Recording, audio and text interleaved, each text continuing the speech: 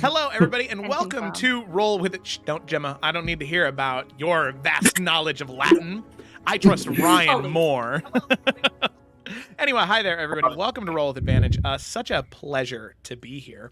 So happy to be DMing today, Fridays and Saturdays, and playing on Wednesdays now. Make sure to join the Roll With Advantage Discord server so you can see the new characters that are cooking up in the newest campaign. Woo! Okay, let's roll the intro. Bye!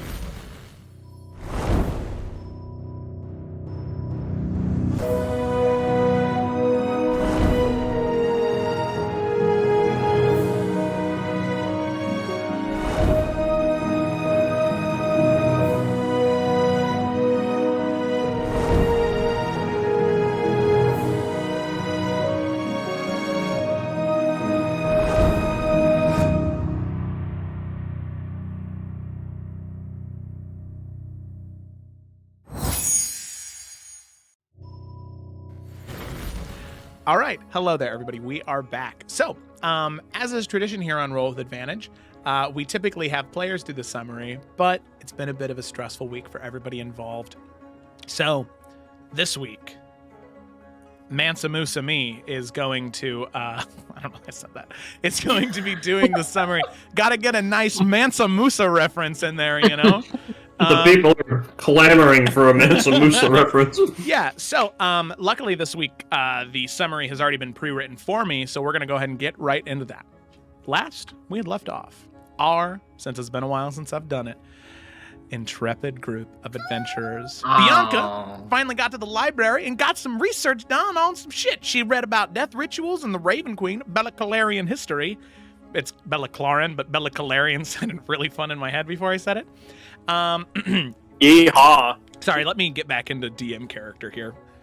I almost said Bellaclarian again. Bellaclarin history. How wealthy merchants partnered with mysterious allies to overtake the monarchies, and how one royal, Ivana de Maris, made a pact with a fiend so her son may live on.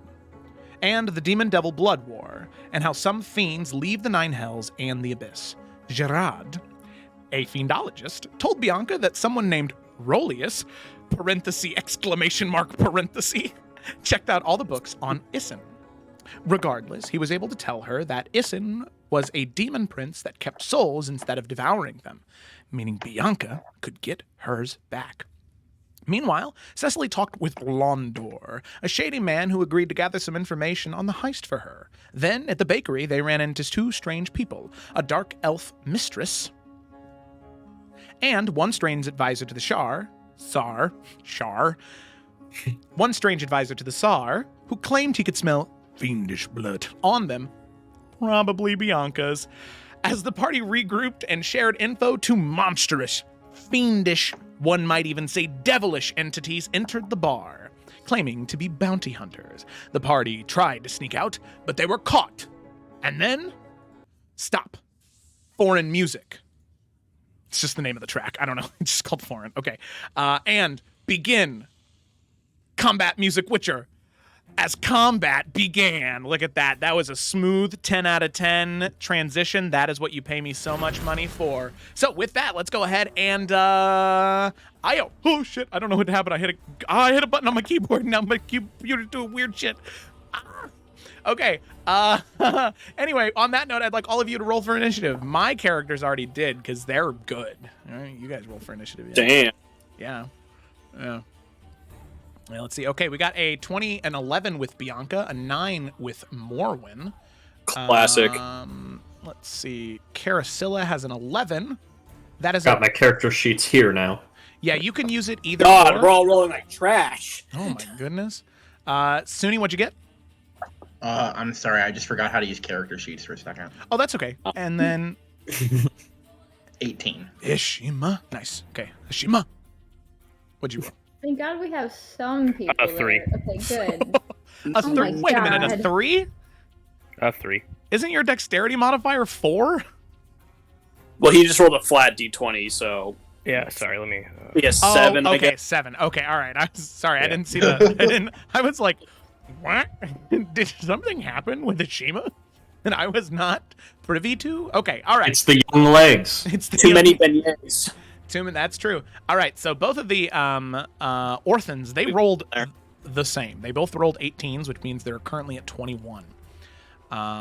So, yeah, that's good. So with that, we go ahead and start with our first big boy on the menu here, which is the same one that shot Carasilla. What a dick. So anyway, Carasilla, you can see the bolt like explodes into your side as there is this massive amount of thunder damage, this concussive shot, right? That was the one that hit you? Yeah. Concussive shot that just exploded into your side, and you can see the Orthorn smile, holding this massive dagger that probably in your hands would be closer to like a scimitar, but you can see for him it's about dagger-sized as he sort of cocks his head, these two giant horns sticking out, like curling around the back of his head and pointing up past his jawline as he kind of cocks his head and smiles at you, and he says, "What about another one?" And he's going to sort of slap the crossbow and hold it back up, and he's going to take another shot at you, Carasilla. No! Okay. Had to try and I'll just talk. die. Anyone else? I remember the damage was hella low the first time, so. Yeah. So that is a... Oh, wait a second. I did not do the thing right. That... Oh, I remember now. I think that I used this character. Sorry, it doing a weird thing, and I just wanted to make sure that it didn't do the weird thing anymore. I'm sorry. Just give me 1 second here. I just gotta. Nope, they're both really fucky. That's good. That's good. That's good to know. Okay, all right. Give me 1 second, because right now it's giving me a flat damage. It's not actually rolling it, which is not what we want. The average or whatever. Yeah, it's just automatically doing the average. Plus at mod. Damage type pure thing. All right, because the average is a lot less fun. Like, I understand it's easier, but it's so much less fun. So they both roll the same thing, so they'll just go on the same time. Okay, all right, excuse me, sorry, I'm gonna put him right back there. Okay, all right, so anyway, it's gonna be his turn, and he's gonna say the thing, how about another one, but a lot more gravelly. Okay, here we go. Settings. Infernal crossbow. Shots fired. That is a 13 to hit. Carasilla, does that hit? My AC is 13. Oh no! So that will hit. So that's going to be 18 points of piercing damage, and I need you. That was a lot. That was a heavy damage die. I need you to roll a d6 for me. 5? 5. Okay.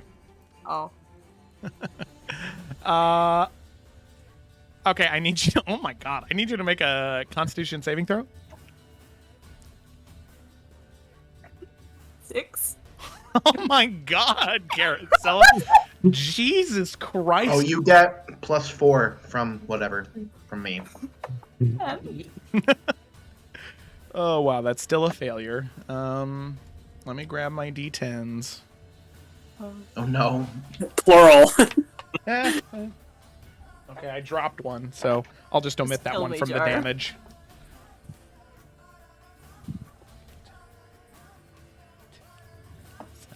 Where's my 4th d10 at? I mean, all things considered, Embrace those. death. Wow, you're very lucky. Out of 4d10, you take 9 points of lightning damage. What? Yeah, that was pretty horrendous. Okay, so with that, Carasilla, however, rolling a 7 or a 9, sorry, rolling a 9 on that Constitution saving throw. As soon as that bolt It was a hits you, 10, thank you very much. a 10, okay, oh my god, I'm so sorry. Rolling a 10 on that Constitution saving throw. As the bolt jams into your stomach, you can feel there's this surge of electricity inside your gut, and you immediately freeze in place as you are currently paralyzed. And you are that way for the next minute. And you can repeat that saving throw at the end of each one of your turns. So yeah, needless to say, it's a bit of a rough spot, buddy. Okay, alrighty. So that is the end of that dude's turn. Update combatant, and he had an 18 as well. Okay. Oh, well, look at that. Okay, well, I put them back in the turn order, but it looks like they're going to throw Suni. You, before... Oh, that's right. They got a 21. They rolled an 18, not a 21. But I'll let you go first, Suni. Yeah, sure. Fucking. Okay. Yeah. So correct me if I'm wrong, but can I use lay on hands to erase paralysis or whatever it is, or is it like only for like diseases? I don't know why I went to go Google that. I can just look on your character sheet. Oh, I can also do that. Sorry, I don't need to make you do all the work. It's okay. Additionally, you can expend 5 points to cure the target of one disease or neutralize one poison affecting it.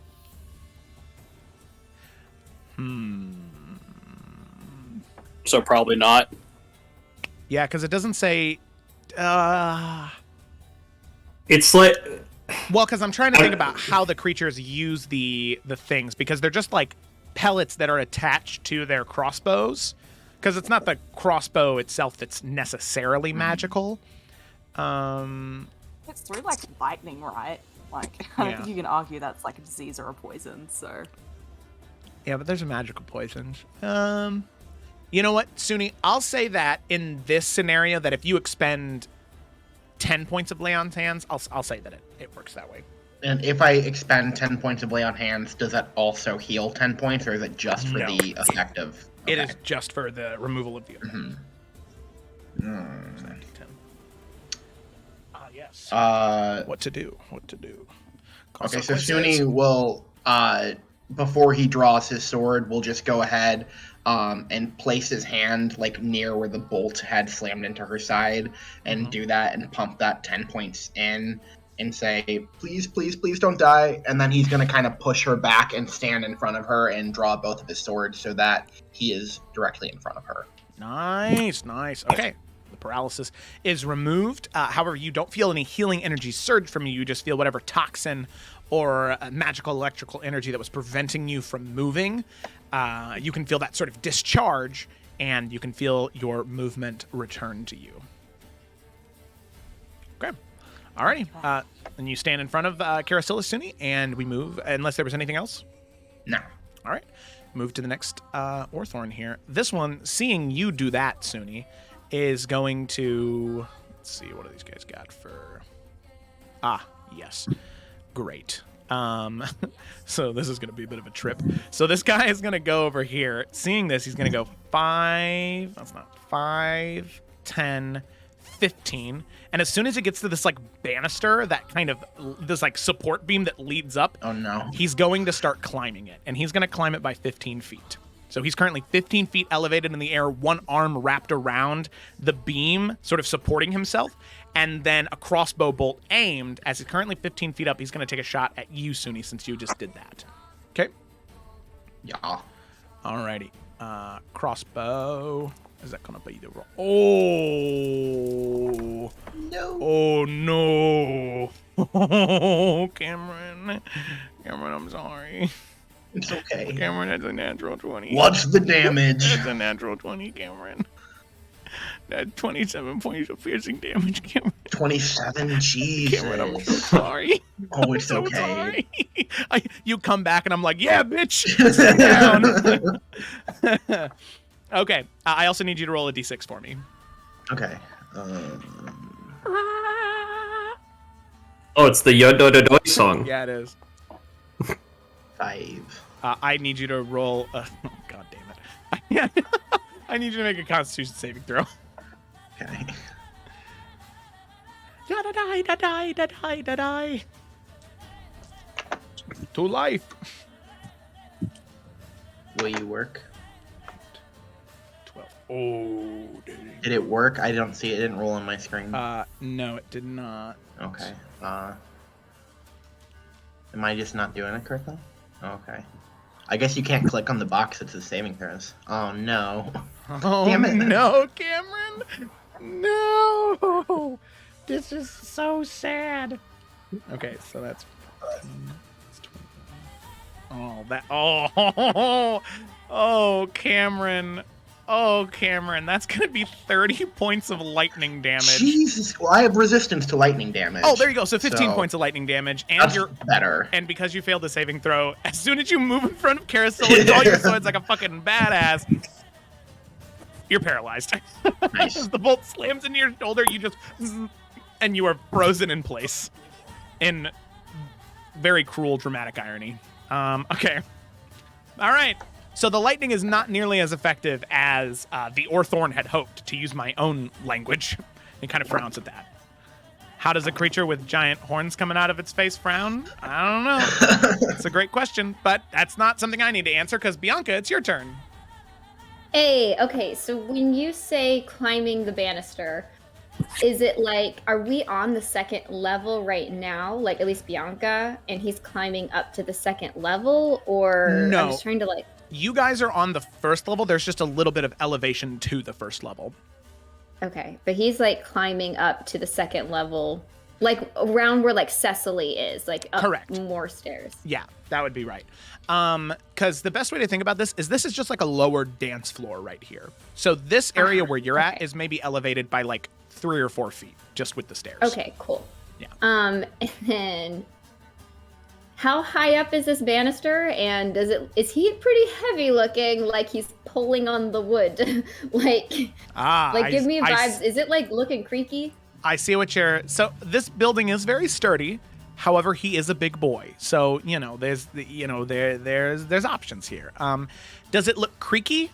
No. Does it look like if enough pressure was applied to it, would the beam break? Yeah. Hopefully, that would have no additional impacts on the rest of the structural integrity of the building. Okay, but if he just shot a bullet, is he holding on by one hand?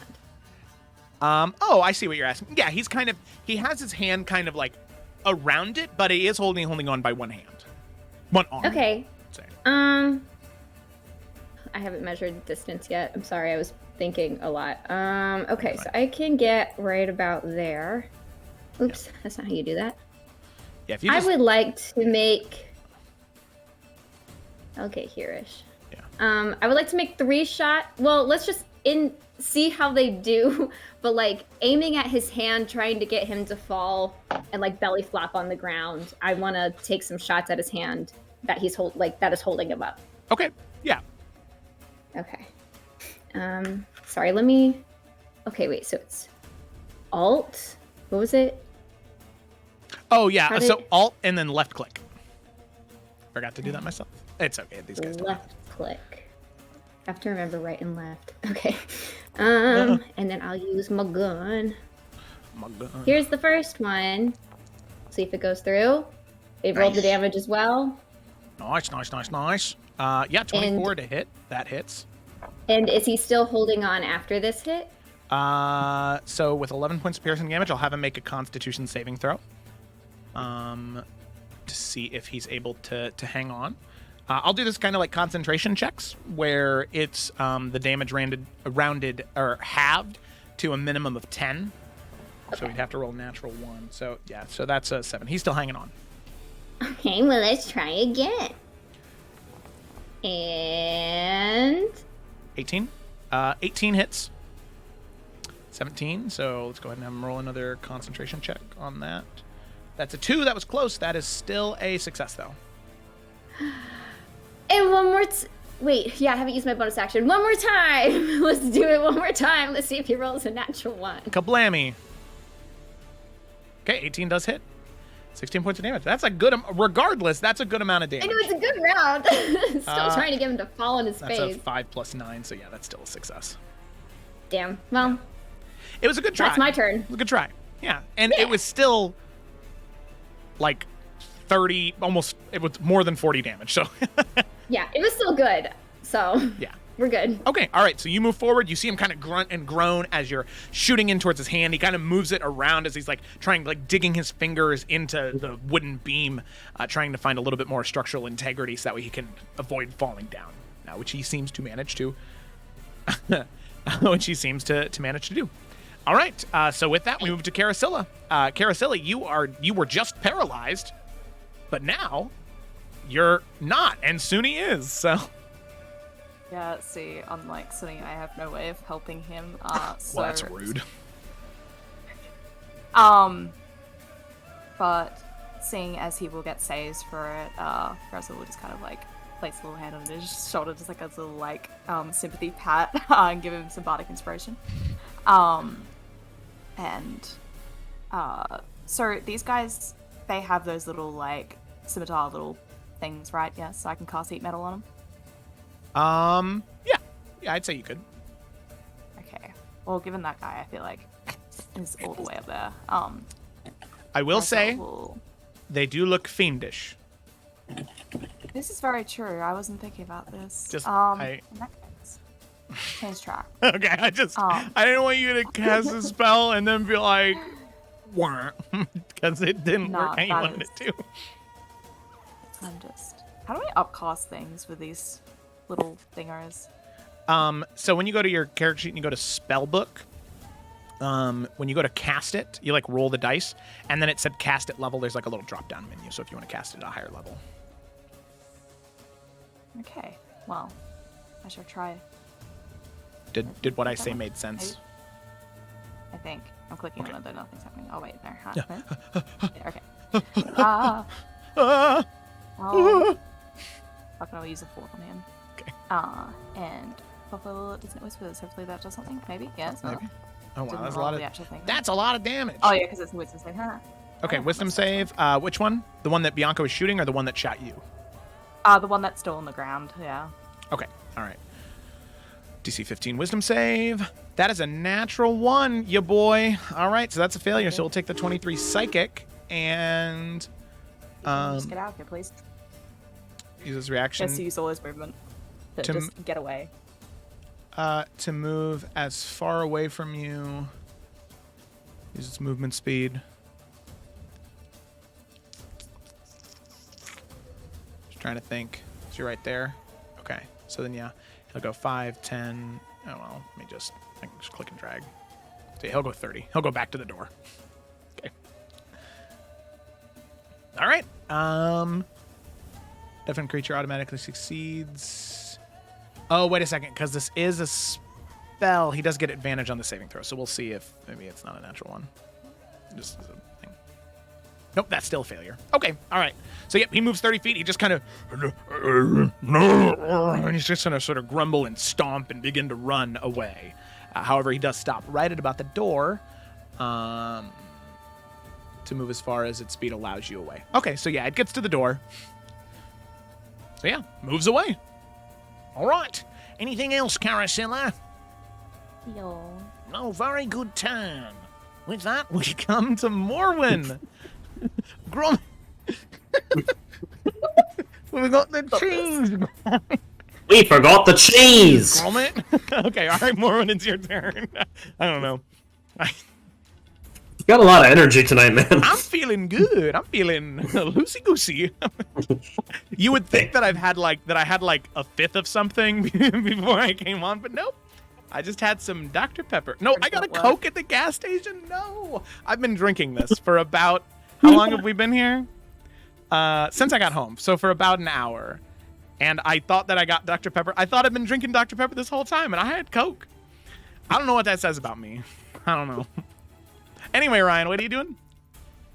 All right, so Morwen's just dead set staring at the one that ran away, the one that shot her sister twice. Yeah, true. She's gonna move 40 feet right there. Oh, she didn't move. Why are you not moving? Oh, you gotta click and drag as opposed to using the measurement tool.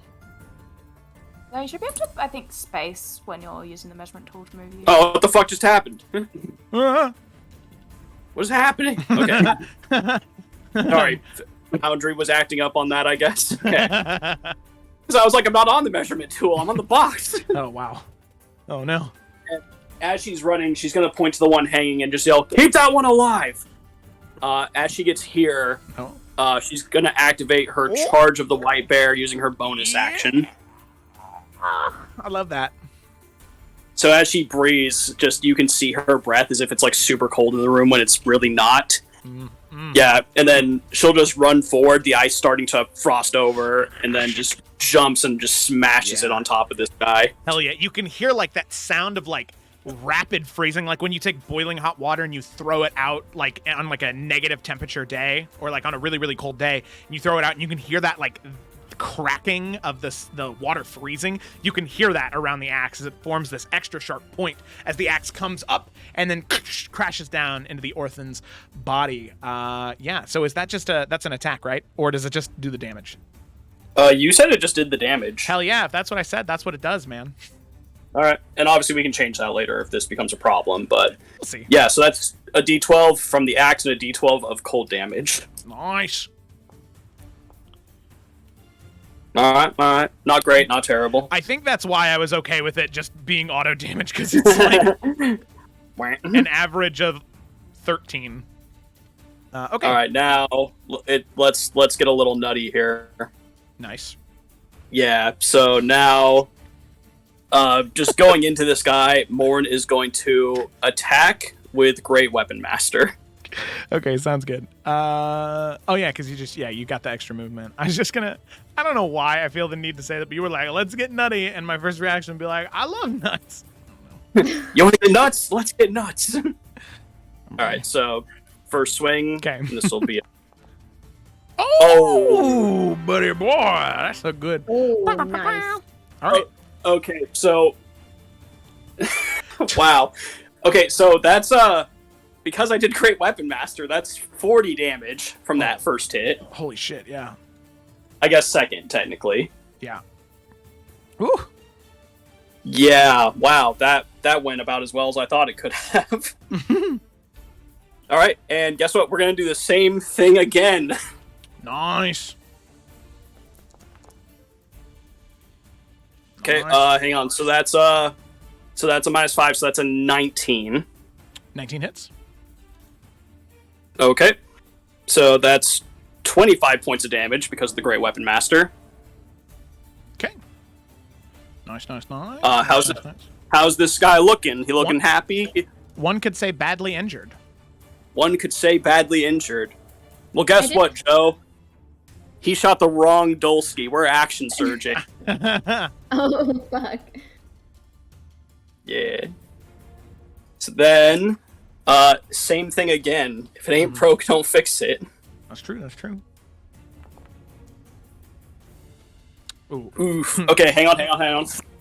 Morwen is going to use one of her superiority dice to activate precision attack. Oh. Yeah.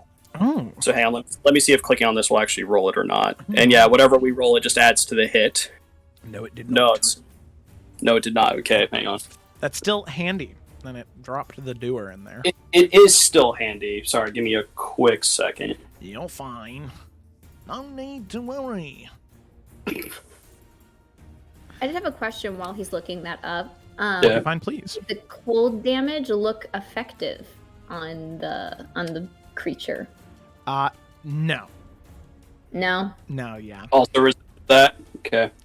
No, like, it didn't look effective, like it didn't do any additional damage. But it didn't look ineffective. Correct. Right?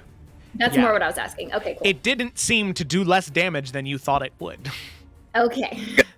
By the way, I actually lied. I forgot that I Great Weapon Mastered this, so I'm not going to bother using one of my superiority dice, because I think even if I roll an 8, I'm going to miss, so I'm just going to attack my last time. Okay. This with Great Weapon Master? Yes. Oh yeah, Morwen's mad. She's seeing red. Angry. Ooh. Ooh. Yeah, we're not bothering with Okay. that. You hate when the actions are just completely wasted, but this guy's pretty hurt, I'm imagining. Yeah, he's not thrilled right now. All right, but that will be it for Morwen. Okay, alrighty. Cecile Lee. Yeah, that's my name. Action dash to get here, bonus action lightning bolt. Question, though. Obviously, that would hit Morwen. Correct. What about that? Since that's still... The line is literally going through Morwen. Nah, not right now. I can take it. Well, I think the awkward part is this creature is 15 feet above the ground. Ah, right. I forgot about that detail.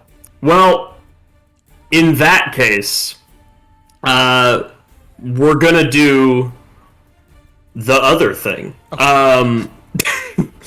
Yeah, because that doesn't matter then. Yeah. Okay. Well, gonna plop Storm Sphere. It just rolled a bunch of shit. Don't worry about it. I'm just gonna plop Storm Sphere there. Nice. Oh. Animated.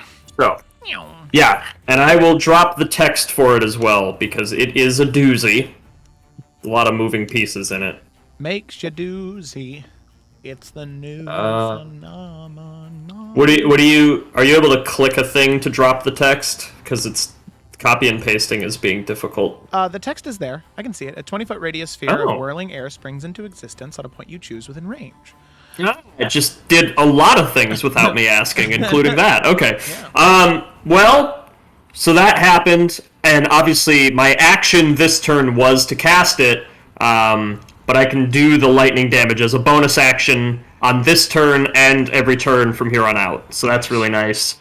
Almost everybody in the room right now, except Suni and Carosilla, has disadvantage on hearing things.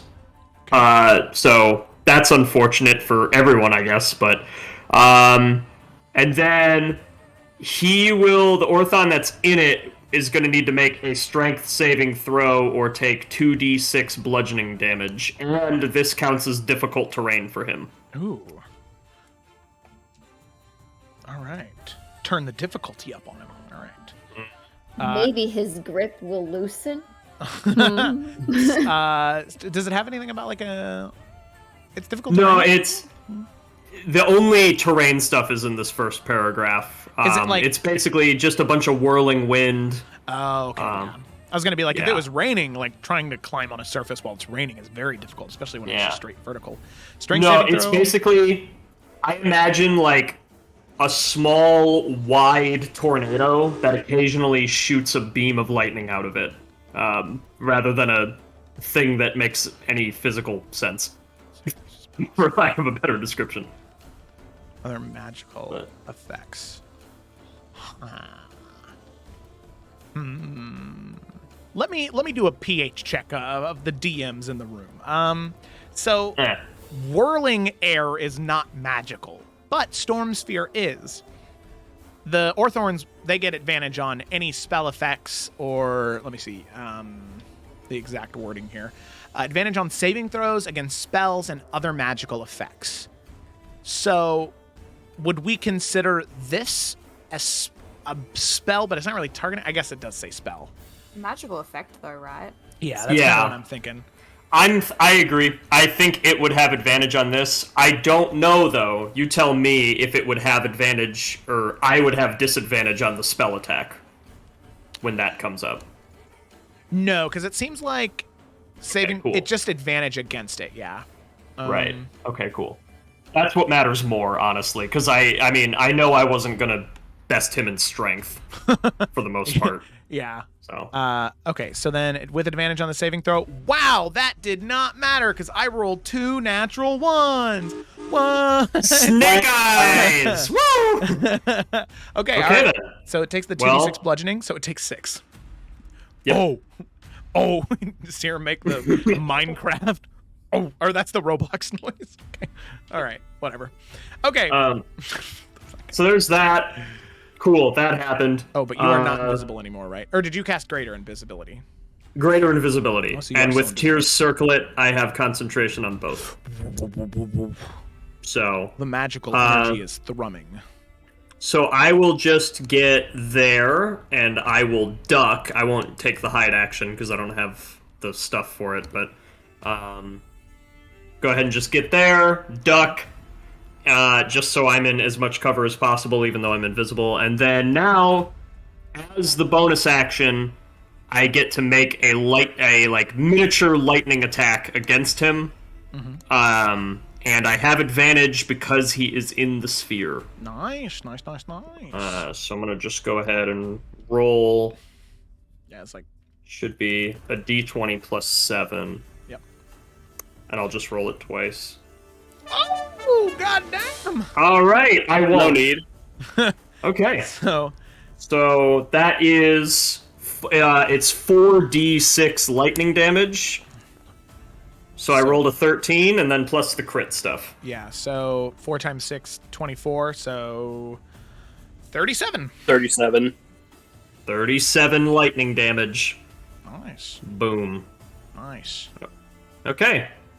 There we go. That was all 3 of my things. It's just such a dense spell. I am sorry. I will never play a caster again. Ashima, you can go. Okay, all right, Ashima, it's your turn. In contrast, I'm going to go 20 feet over here to Suni. I'm going to cast Hands of Healing. Aw.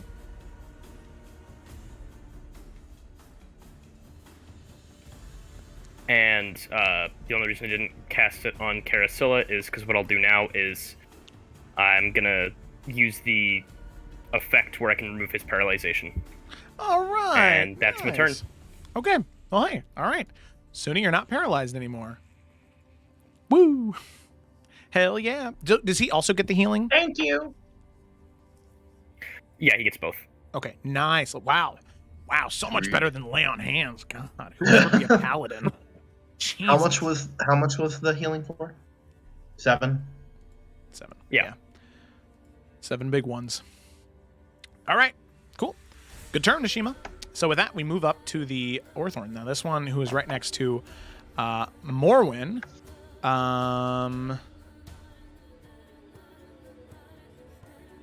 Yeah, let me just see what this... Okay, yeah.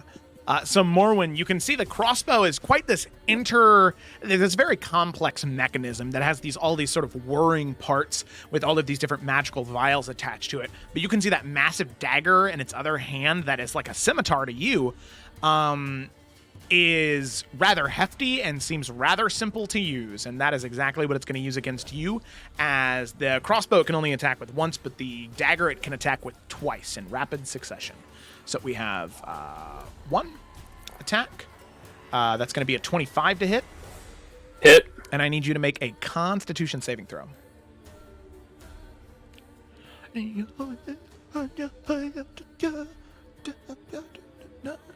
My saving throw is also not rolling. Oh no! You guys clicking on the... Oh, that is pretty weird. I don't know. It might be a weird thing with this type of character, because this isn't the character sheet that's like built into Foundry, so it might just be an issue with that. Okay, well, I rolled a hand dice. I got a 25. 25. Okay, that is a success. So you'll take 12 points of slashing damage and 10 points of poison damage. Jeez, that was succeeding. And you can feel this poison begin to course through your veins, but you are able to sort of steel yourself and resist as another dagger attack comes crashing down towards you. Mm-hmm. That is going to be a 19 to hit. That hits. And I'm going to need another con saving throw. 23. 23, that is a success. That's 12 points of slashing damage and 8 points of poison damage. Okay. So at that note, you can see as it's standing in front of you, it is going to crush what seems to be like some vial that was right near its palm, and you can see this sort of mist cover its body as the creature turns invisible. And it is going to move away from you. Now, you are standing next to it, so you will get an attack against it. It's just with disadvantage because it is invisible. I just want to check something real quick. Mm-hmm. Probably isn't going to work, but I just want to make sure.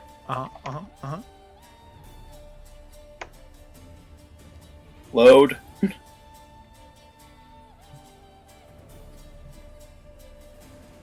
Okay, I didn't think so. Alright, so attack, but at disadvantage, and I can actually use the sheet now. Put my dice down. Alright, so I'll just roll twice here. You don't want to stress the dice out.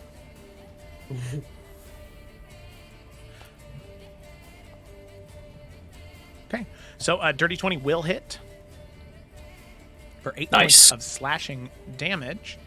Double check something real quick. Okay. Alrighty. So with that, you can see the attack roll hit, and you can see the sort of spurt of blood come from it's either back or maybe shoulder from where you hit it, but the invisibility does maintain as it moves away from you. I'm at just a quick question. I know he drank a potion, so he's not concentrating, right? It's just an active effect, or is he concentrating? No, it is not concentrating. It is an active effect. Okay, no worries then. Okay. Alrighty, so with that, Suni, we come to your turn. Okay. I have a ridiculous request that I know the answer is going to be no to, but I think it sounds cool, so I'm going to ask anyway. Okay. Because it completely breaks action economy, so, like, I also... Yeah, it's fine. But Okay. can I please try, if I may, to get a running start with all of my movement? Actually, how high up are these chandeliers? Yes. So I'd say the chandeliers are currently hanging maybe probably eye level with the Orthorn right now that's over here, so maybe 15, So like 15 feet in the air? Yeah, 15 feet-ish. That's just not... Okay, I'm not even going to ask anymore because it's just not feasible for me to do. Okay. I will go instead. I will move... Yes. Here, I think. Yes. I think that's what I want to do. Come here. No, stop. Okay, yes, right there. And then, okay. And then, Suni will take both of his, weapons out and kind of flip them over and stab both of them into the ground. And little tiny, like, blades of grass and roots and vines start to kind of, like, spread out of, like, the wood, almost kind of warping it from where his swords impact. And I will cast Bless on... can I reach... Hell yeah. So I will cast Bless on Ashima, Bianca, and Morwen. Okay, and then I actually think that I have a thing Cool. for this. More... Oh, there was an error in my macro syntax. Oh, no! No! No! That's okay. All right, just remember that you get added D4 to those things. Yeah, so a D4 to attack rolls and saving throws and such. Maybe not saving throws, actually. I'm not sure. I can check, though. Let me see. Yep, attack roll or saving throw. Okay, there we go. I actually got it to work. So now anything Okay, that you cool. roll in VTT, it will add the D4 automatically too. Morwen, Oh, dude, Bianca, that's sick Ashima, nasty. Blessed. Hell yeah. So all of you see like sprouting up from the ground around your feet these little blades of grass that kind of tickle your toesies a little bit. You feel blessed so incredibly. All right. Really, they only tickle Ashima's toes because Morwen and Bianca. I'm assuming you're wearing shoes. It's up to you if you want to go Yeah. barefoot. Okay, I have barefoot. magical boots. I feel nothing. All you see They're is like the ultimate memory foam. All right. Well, good turn, Suni. And with that, we come to the Orthorn's turn. Okay. So, Cameron, please don't get mad, but I had this idea Bring it when it on. climbed up here, and I don't want you to think that I stole your idea, because God damn it, Joe.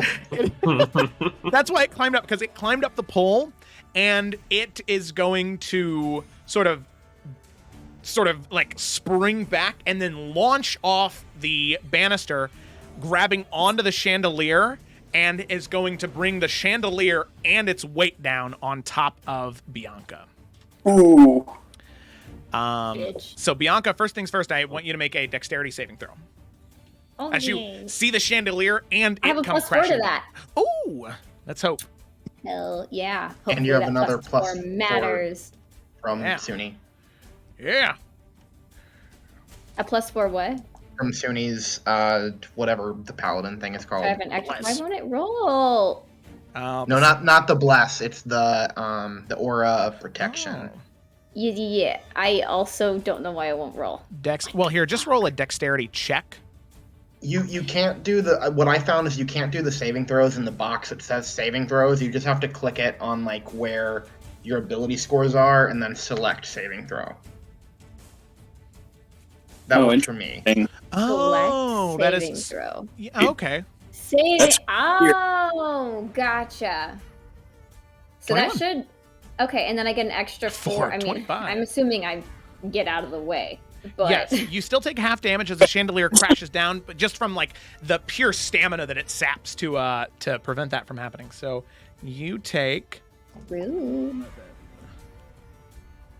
So you're only going to take 10 points of bludgeoning damage.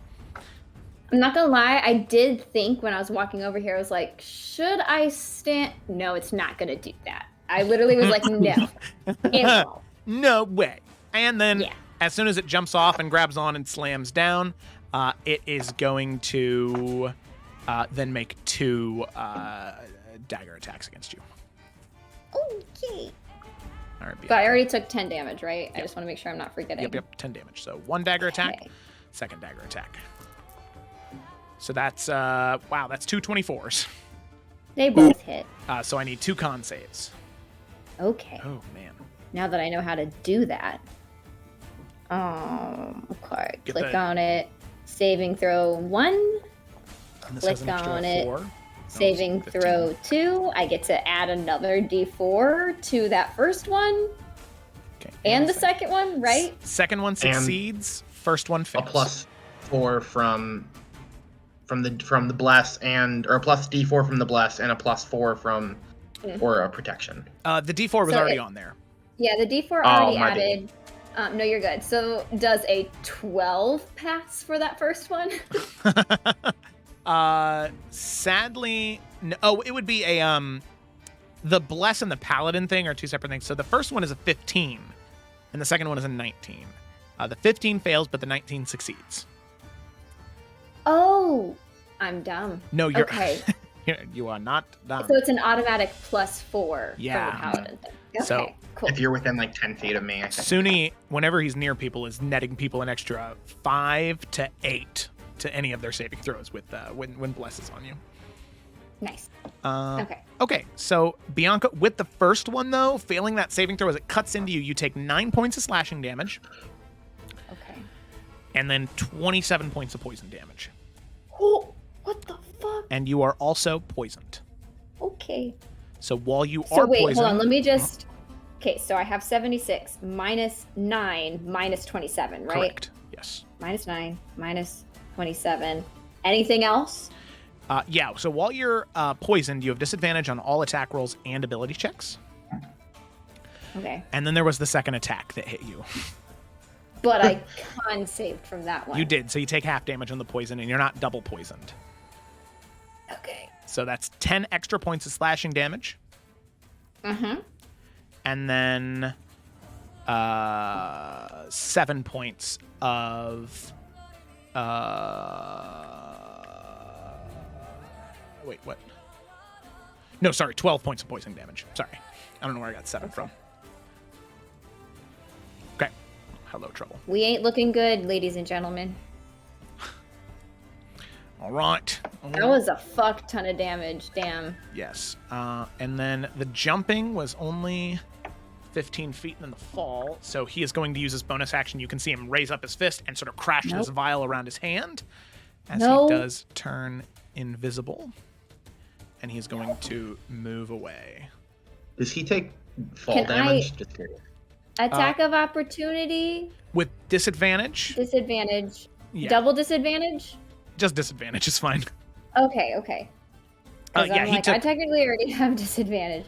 Okay. Yeah, he took On the ju- half the bludgeoning damage from the attack. Or from the fall. She'll just offhand with her sword. She ain't gonna throw her gun around and not know where she's aiming. Well, Okay, so sadly an 11, that will miss. yeah, don't need to reroll. Okay. So, All right, so with that, the creature is invisible, and then Bianca, it's your turn. all right. I'm trying to remember health potion wise. I think we all had like one, at least one, right? Yeah, I have 1. I can't remember. We went shopping, but I just can't remember, and I'm looking back through my stuff. It does on your character sheet, at least in Foundry, say that you have 1 potion of healing. like a 2d4 plus 2. Okay, cool. I just don't know, because like we do so much like back and forth between D&D Beyond and Foundry. I don't know what my inventory is correct or not, but let's use it So because I think I have one. it was imported from D&D Beyond just a couple days ago. So yeah, you are whatever was on D&D Beyond is what's on here, Cool. Okay. unless you went I'll in use it. before the game. 2d4 plus Okay. 2. 2d4, and I get to roll twice and take the higher. Oh wait, or do I? Hold on, let me read that thing. I don't know if it's I just get full. I'm trying Oh, to remember what- if it's an action, you get full. If you take a bonus action, you roll 2d4. No, this is my oh, you have my class feature. okay. I just don't remember. It's okay. Which I guess I could just take it as an action because I can't see anything. So maybe I should just take it as an action because honestly I don't know what else to do and I'm not doing hot. So yeah, we're gonna do that. We're gonna take it as an action. Okay. And then can I hold my bonus action to shoot something when I see it? Sadly, you can only hold your action to attack. Oh, okay. Well, then maybe, okay, let me see what my feat is. Because maybe I'll do. Okay. Where is it? Where's my Raven Queen stuff?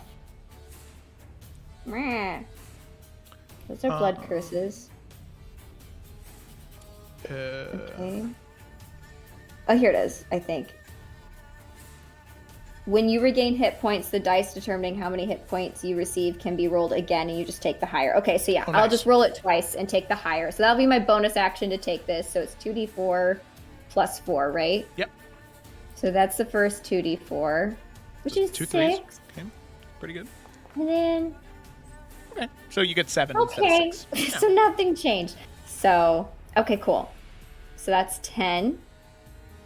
Plus 10 healing, and then I'll hold my action to shoot a bitch. All right. And Sounds that's good. it. Oh, and you also get a... at the end of your turn, you're going to make a Constitution saving throw to save from the poison damage. Okay, let's Or hope. save from the poison. Okay. There's no more damage. 28. It's a con save. Con save, and I get plus stuff to that, which is cool. You get an extra 4 on top of that. 19, that is a success. So Sweet. with that, you are no longer poisoned. Sweet. Congratulations. All right, and that'll be where my turn is. Okay, alrighty. Carasilla, it's your turn. Okay. Now, for Dispel Magic, I do need to have visuals on it, but if I, target where I know the thing landed, is there a chance that could go off?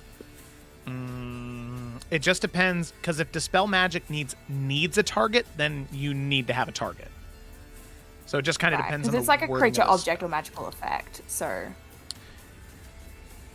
Let me read. Happy for you to rule no, I'm just being needy. No, you're good. I just want to make sure that I... Where is it? Okay. Dispel Magic. One creature, object, or magical effect within range. Choose one creature, object, or magical effect within range. Any spell of 3rd level or lower ends for 4th level. Instantaneous. Oh. I would say since you can't see the creature, and you can't technically see the magical effect, I would probably rule that as no, just because, Yeah, okay. yeah. That is absolutely okay. Because it's not like it's like an AoE thing where you could target the chandelier and accidentally hit the creature. I think you have to see it to dispel it. Yeah. Okay.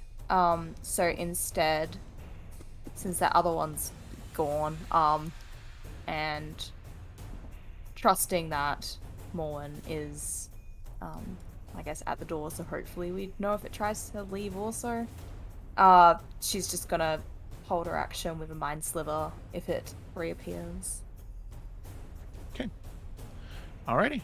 With that, Morwen, it's your turn. So yeah, Morwen is at the door. Does she feel confident that like if these things did try to get by her, that like she would feel it? Because they're pretty big boys. Yes, they are big boys. Yeah, if they tried to walk like anywhere near you, you would notice them. Okay. In that case, I'm going to use my bonus action, Second Wind, to heal myself a little bit. Nice. D10 plus 8. All right, 13. I'll take it. That is good. And then I'm just going to take the dodge action in case they try to move me forcefully out of the door. Nice. All right. Cool. So Cecily, with that, we move to your turn. Okay.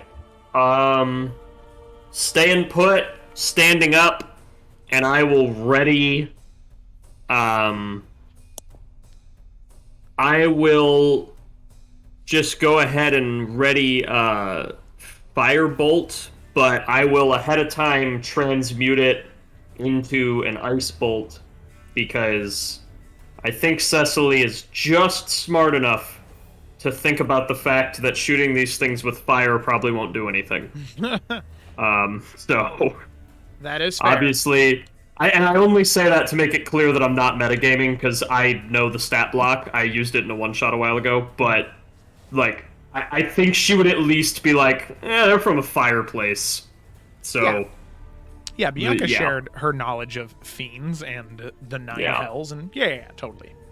So I'll just change it to ice. Okay, alrighty. But yeah, I'll just hold it until one shows up. Okay, cool. So with that, Ashima, comes to your turn. Just a hand of healing on Carasilla here. Nice. Hell yeah, those Hand of dice. harm! Cool. I'm gonna go by this chair. Traitor! That's my turn. Okay, cool. All right, so then we come to this thorn over here. Sorry, over where? Yeah. It was worth a shot.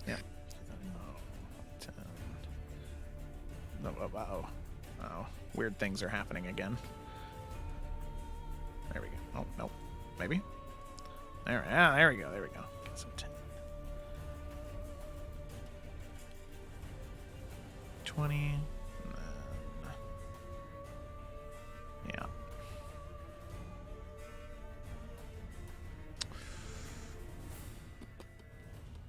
Yeah, okay. All right. So with that, Morwen, what you don't see anything, but what you hear is coming from this window right here, a massive crash of just glass and wood being broken open. And as you do, you can see the invisibility on the creature drop, as you can see that it has just burst out of the window.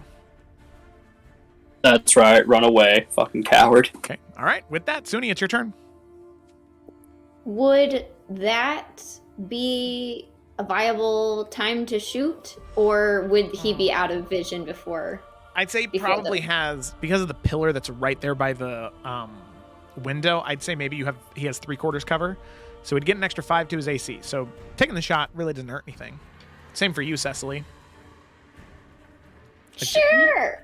Yeah, Why not? I'll try. Yeah. Might as well try. Did I? Oh, so many dice. Nice. Okay, so sadly, yeah, both of those are going to miss as firebolt, No. gunshot. They both slam into the okay. pillar, and you can see the flames begin to kind of like lick around the wooden pillar, and then you can see like Felicity run over and throw a water bucket and look at you, Cecily, and be like, "What were you thinking?" Didn't And Get it to ice, though. oh, he did. Okay, all right. Felicity Make runs more over and is like, ice. thank you. Now I have ice for the drinks. Okay. Happy, Ryan? Yeah. All right. So, Suni, with that, it is your turn. I'm sorry, I missed where you said that the thing broke out of which window was it? Oh, down here. Bottom left corner. I see. But it's like gone now, or at least outside. It is outside, yeah. Okay. I mean, if you zoom out, its token is still there. Yeah. Oh, It's okay. I just see it. I yeah, see yeah. it. Yep. I feel like the best thing I can do is continue to play support and pump some life into Bianca. So I will pump in 20 points of lay on hands into Bianca. Nice. Thanks. I was not And- well. I'm also, because I think technically this works, it might be a waste of a spell slot, but I can bonus action cast Wrathful Smite, because its duration is for a minute, and it says the next time you hit something with a melee attack. But this way, I can stack my smites. I don't know if that's how that works. Well, no, yeah. If it's like a No, because it's for concentration. I'm not going to do that, actually, because I want to keep the bless, so never mind. Oh, gotcha. Okay. Alrighty, cool. But then I'm going to spread myself out, though. So. Alrighty, so then we come Still to be 10 feet from her. Okay, so we come to this Orthorn. Yeah.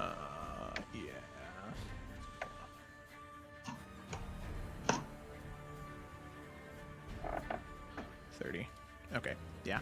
So at that point, it is also going to do the same thing, except Carasilla, you hear this window right behind you crash and break as, using the rest of its movement, it's going to jump out the window here in the back. Dropping down into the ground, and it is going to move. Let's see, there you go. 60 feet. Boom. So it gets right to the edge of the map. All right.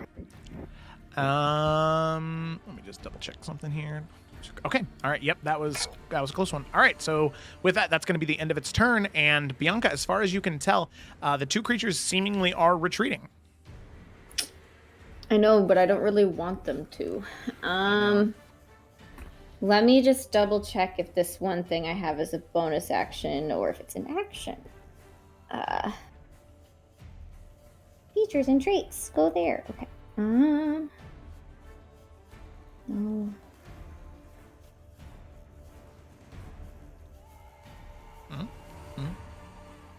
It doesn't say. For Blood Curse of Binding? Am I... One bonus action, never mind. Haha, okay, great. Okay, cool. So, I think it's 30 feet. Okay, so, let's see, how far can I get? So, So I'm going to... Because dashing is an action if you're Correct. not a rogue, right? yeah, rogue or in some cases monk as well. Okay. All right. So she's going to action dash to like here. And then that should be close enough. Hell yeah. Ooh, well, hold on. It's actually pulled from.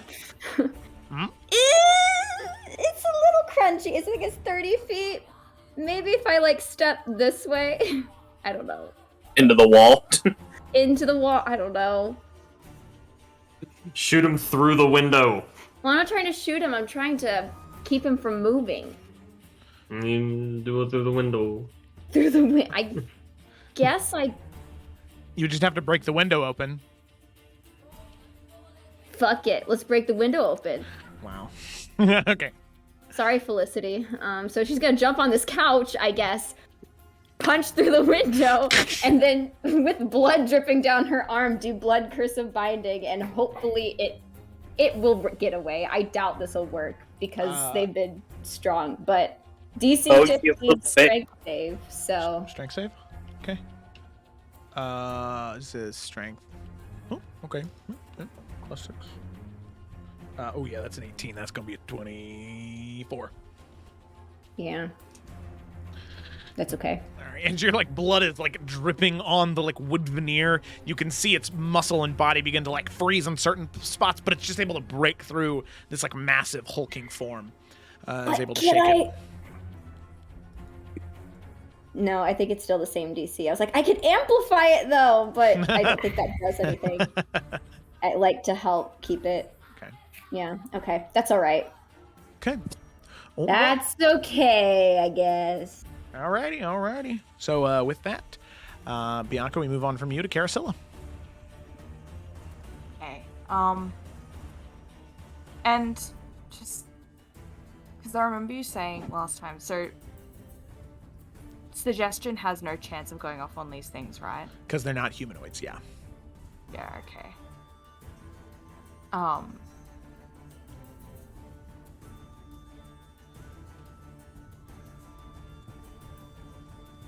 just feel like there's very little else I can do to stop any of them from leaving. And so... Oh, actually, let me...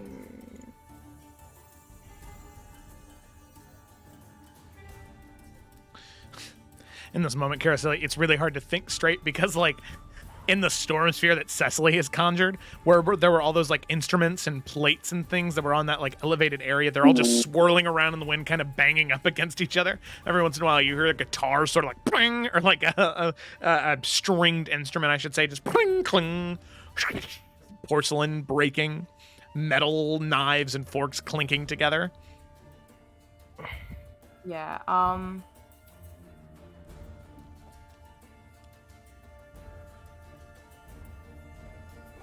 I guess she's gonna just move down here, not knowing else what to do. We'll just give inspiration to Morwen because maybe she has a plan and could use it. All right, sounds good to me. Okay, so with that, Carasilla, we come to the end of your turn and we move on to Morwen. And have a plan she does. Nice. So she's just gonna run. She's just gonna yell to Bianca, "Duck!" Bianca will. She's gonna just jump right through that window. Okay. Then she's going to take the Leviathan axe and I'm guessing you can't non-lethal throwing weapon. Yeah, especially a big-ass axe. Yeah, fair enough. Well, gotta take one of them down then. Yep, she's just gonna throw it at him then. Okay.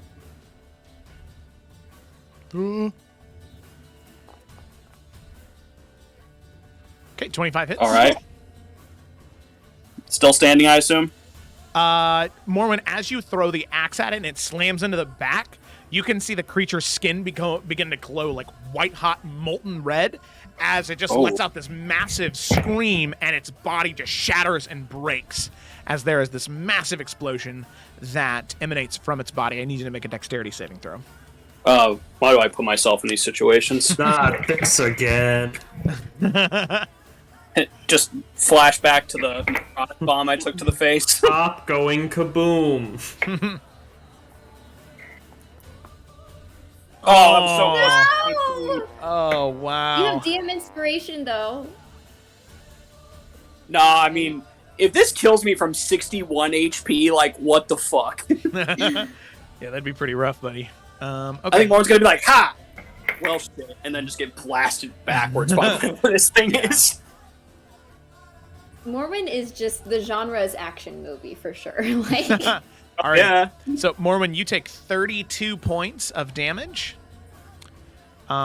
16 of that is fire. 16 of that is thunder. You said 32 damage? 32, yeah. That's a fun mix. Is it It's pretty metal. Yeah. And as you can see, all the windows in the area just absolutely shatter and break if they weren't already. The wood is scorched. Any of these like tables and chairs in here are just immediately thrown back from like the concussive sonic force behind it as the creature's body entirely immolates, leaving no trace of itself behind. None of the weapons, none of the armor, nothing. It is not even dust. Aside from the scorch mark up against the wall and the bloodied wounds that all of you have, there is no proof that this creature was here. shit. Okay. Oh. Alrighty, Morwen. So, ouch, indeed.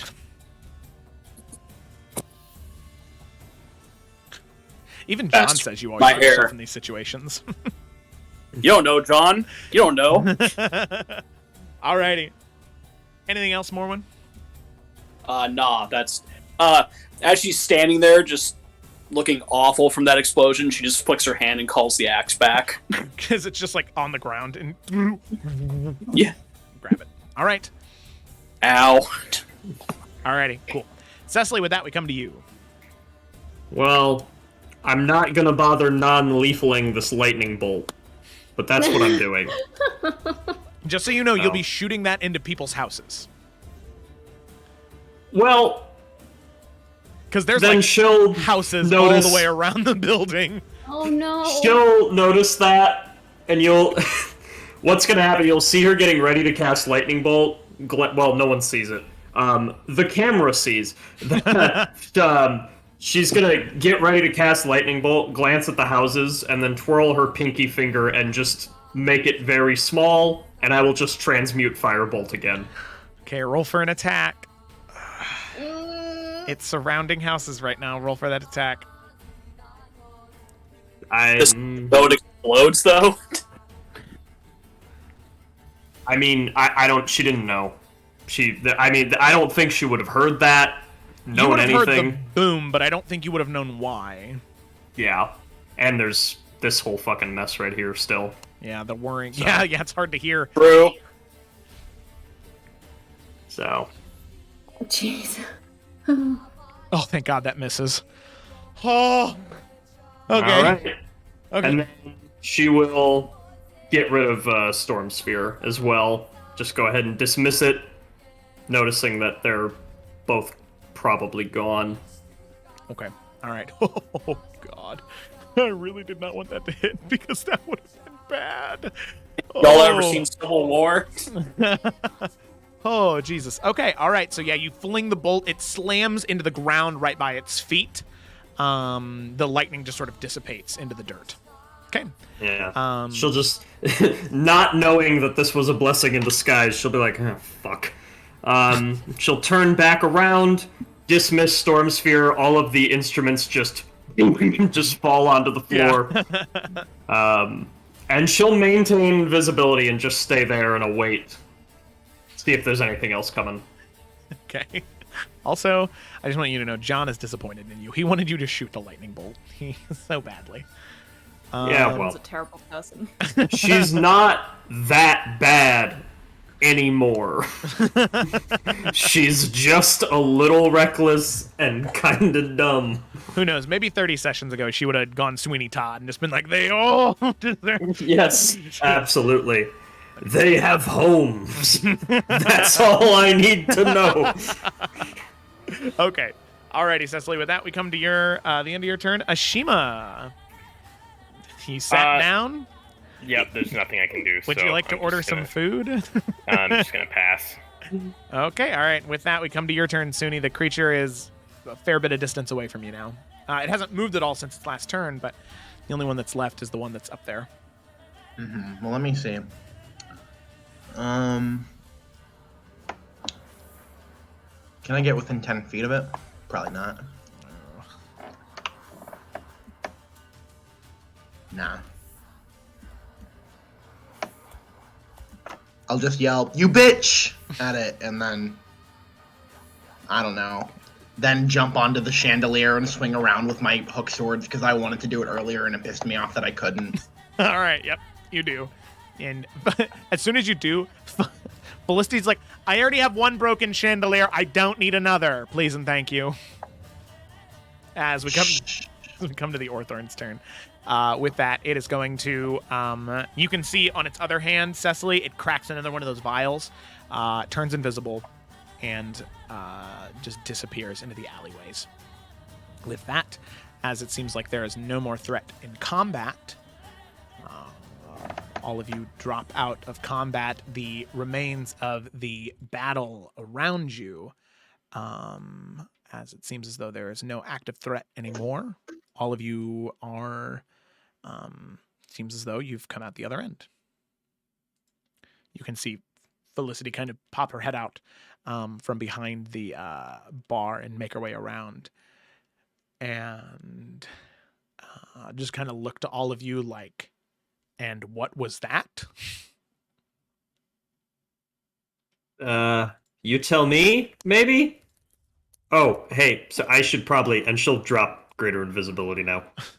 Okay. Promise you the intention was not to cause as much damage as we have.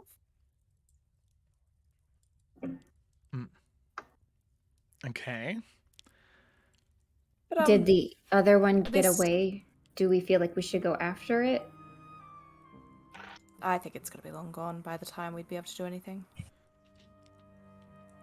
It turned invisible again when it was leaving, so I don't know. Best course of we action perhaps have now. a gang name as well for it. And so, well, if it becomes an issue, then, well, I'm sure we'd be able to, if not that particular one, be able to find ourselves to that gang anyways. But also, Felicity, please, give me a number and I'm sure we'll be able to pay for damages at least. I think it's the last we can do. And she sighs, and it's all of you out of combat, back into the swing of area. She says, okay, yeah, she kind of looks at the broken instruments, some of the shattered plateware, bent silverware, all of the broken windows, the busted up side of the front of the building. I had a place of my own, and sometimes, when there would be bad storms or winters, things would get damaged. I'm pretty good at just easy repairs. I mean, I know not all of these are easy, but some of them are.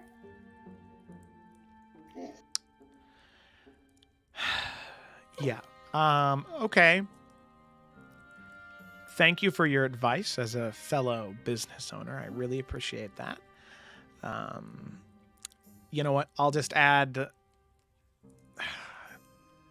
say, 200 gold to your tab.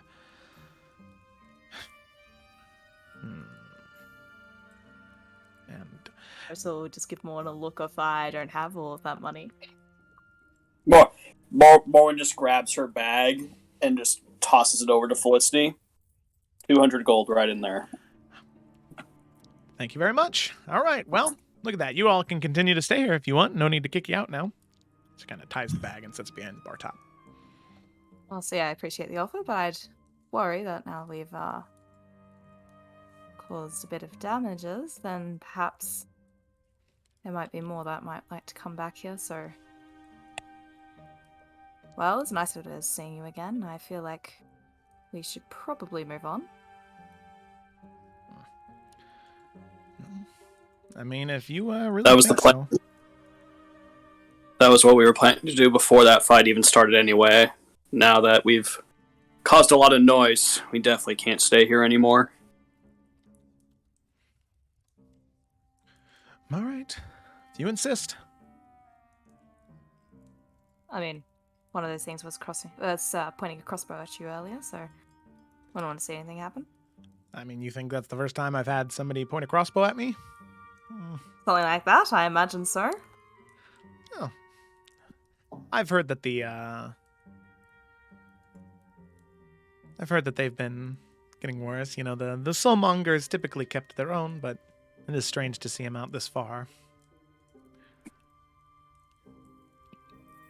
I mean, have you got any information on them that could be perhaps helpful? Just a little bit. I mean, you both know that I don't exactly like dipping my toes in into the darker parts of town. I like to try and run a pretty clean ship here for the most part, but some of the clientele isn't exactly that way. And I've overheard a few things. As far as I know, the Soulmongers, they have two things that they do. They do work as bounty hunters, so to bring in people living or dead for gold rewards, people pay them. But the big thing, and I don't know how much I believe this, just because it seems so far-stretched, but apparently they don't exactly like dealing in money, because that's not what's valuable to them. They deal in souls. So what they'll do is, with the money they collect from doing these different bounty hunting missions, apparently they run like a trading service, I guess you could say, where those people and their families who've fallen on hard times, they pretty much say, give us somebody's soul and we'll give you gold. That's kind of fucked up. Yeah, exactly. So you get all these people, these poor beggars who come in just wanting to pay for their daughter's next meal. They give up their soul for a couple of gold pieces.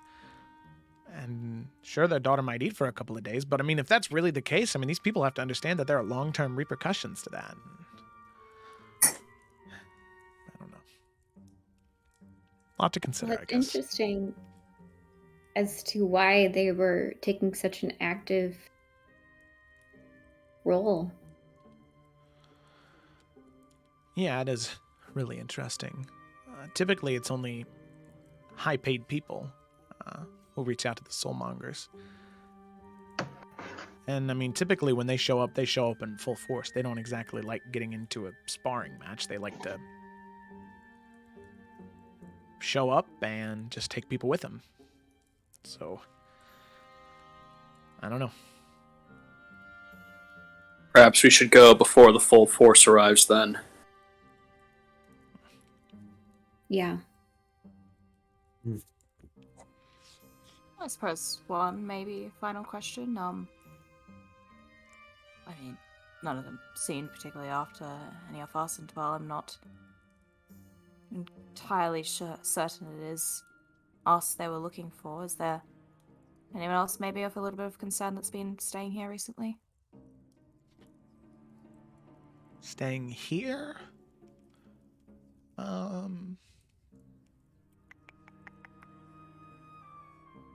Either sleeping or drinking? Anyone that's been around more often than not? Yeah, there was one guy who had been hanging around here quite a bit.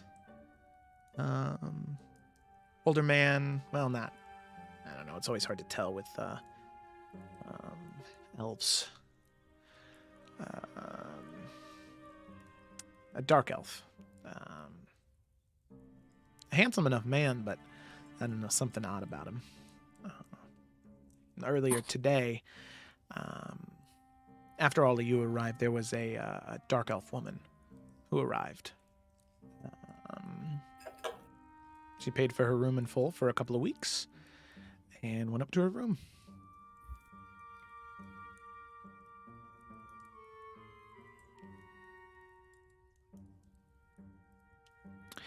And on that note, while you're thinking about that, we're going to take a break right there because Kayla's calling me. So we're going to take a break and we'll be right back.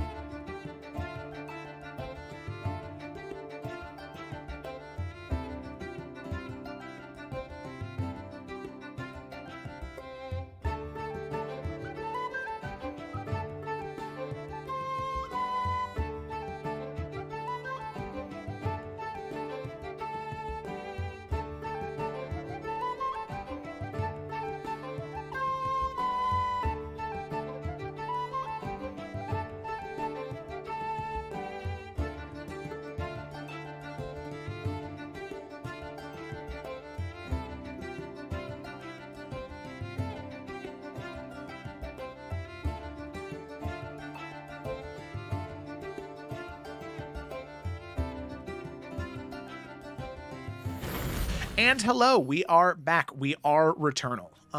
So let's go ahead and dive back in to where we were at.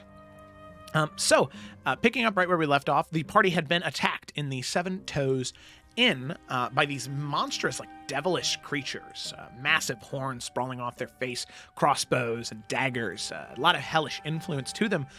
These creatures that packed a very heavy punch, but seemed to, at a certain point, decide to retreat as opposed to continue fighting. The party then learned that these two individuals, along with many others, are part of the Mongers, a group of devilish entities that exist within Bromsgrove, where they kind of have a side business of bounty hunting and tracking and, roughing people up and getting into scuffles that way, but it's just to fund their main business, which is that of souls. Getting gold to give to people who are destitute, right? Ready to give up on everything and ready to give up on life. And so they say, well, yeah, you can do that. You'll just give up your life to us and we'll give you money so you can give it to your family or your friends or loved ones or what have you. So, I believe that is... No, there was one more thing, sorry, that happened. A very key thing that happened. So all of you, as you were sort of winding down with your conversation with Felicity, the tavern owner of the Seven Toes Inn, you got a small bit of information. You asked if there was anybody shady hanging around the tavern, and she gave you a couple of answers. She said, yeah, there were two people. One dark elf man who had been sitting around the past week or so, seemed to evacuate himself from the premise, was handsome but had a little bit of a dark essence to him.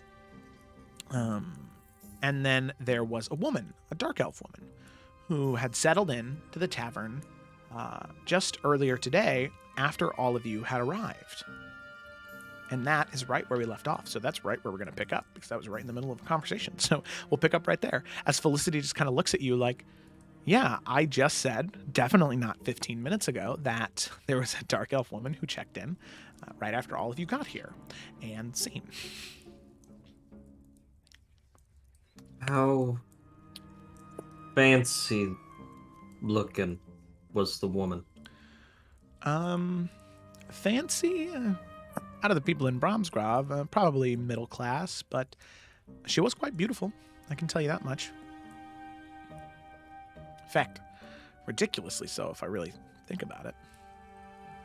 I mean, did you get a name? No. The man either, I guess?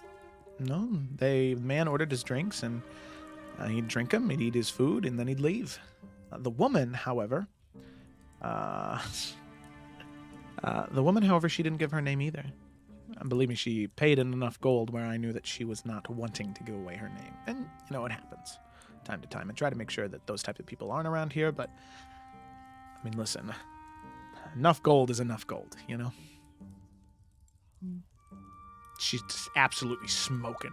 What a babe. What a dime. Cecily's just gonna say, and just shoot a glance toward Ashima. Yeah, that's it. Great, thank you.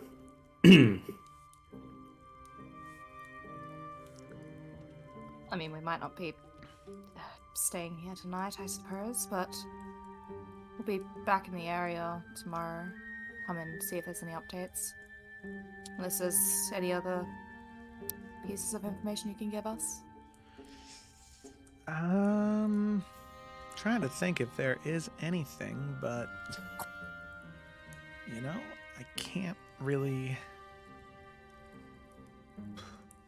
No, I don't think there is anything else. I'll just be careful out there. Things are getting a little bit more dangerous in Bromsgrove. This day in and day out, it seems like there's another thing every day, where before it was every week, now it's every other day. Make sure you're keeping yourself safe too, then. Oh, yeah, of course. Always do.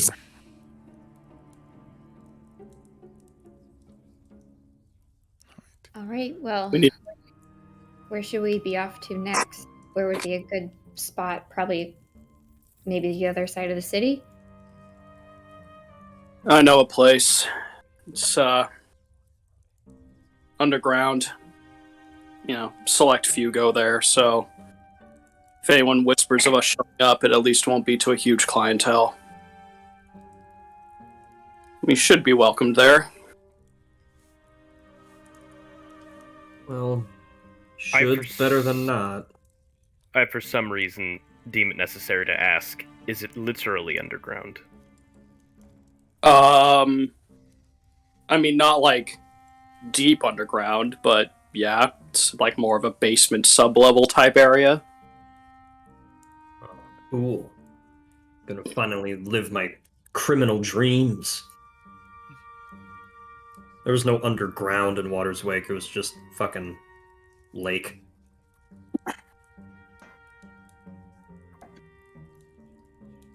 Alright, well, let's get going. I'll lead the way there.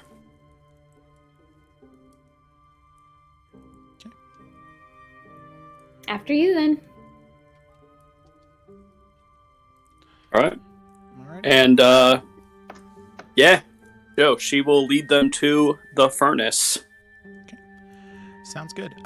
So as you're leading them there, are you trying to make your way stealthily through the streets, or what are you doing? I'd say, yeah. I mean, this whole area of town is definitely a part that Morn and Carousel are very familiar with, so I think they kind of know, you know, not the best routes, but definitely ones just to be out of, like, the main road. Mm-hmm. Yeah, for sure. She's not wearing her Children of the Flame cloak, if that's what you're asking. That's not what I'm asking. Some subtlety there. Just a little bit, I'd hope. So what I'd like is, I would like...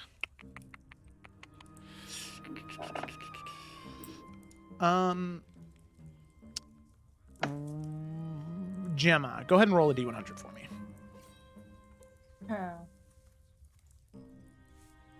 Let's roll one on here. That's easy. Oh, that made it too.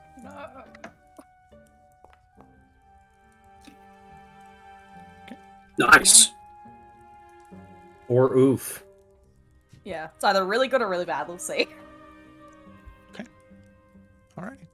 So as you're making your way through, you take the paths that you know are most likely going to net you the shortest amount of time from one place to another, and also hopefully the safest that you know of. So as you're making your way through one place after another, just moving through the areas of town that you do, places that you have a good feeling for. Eventually working into what looks, what seems to be like an artisan's quarter. You can hear sort of the clinking of blacksmith tools and sort of bellows and fires going off as you're walking around. Even a little bit later at night, you can still hear those things happening, just working through the night.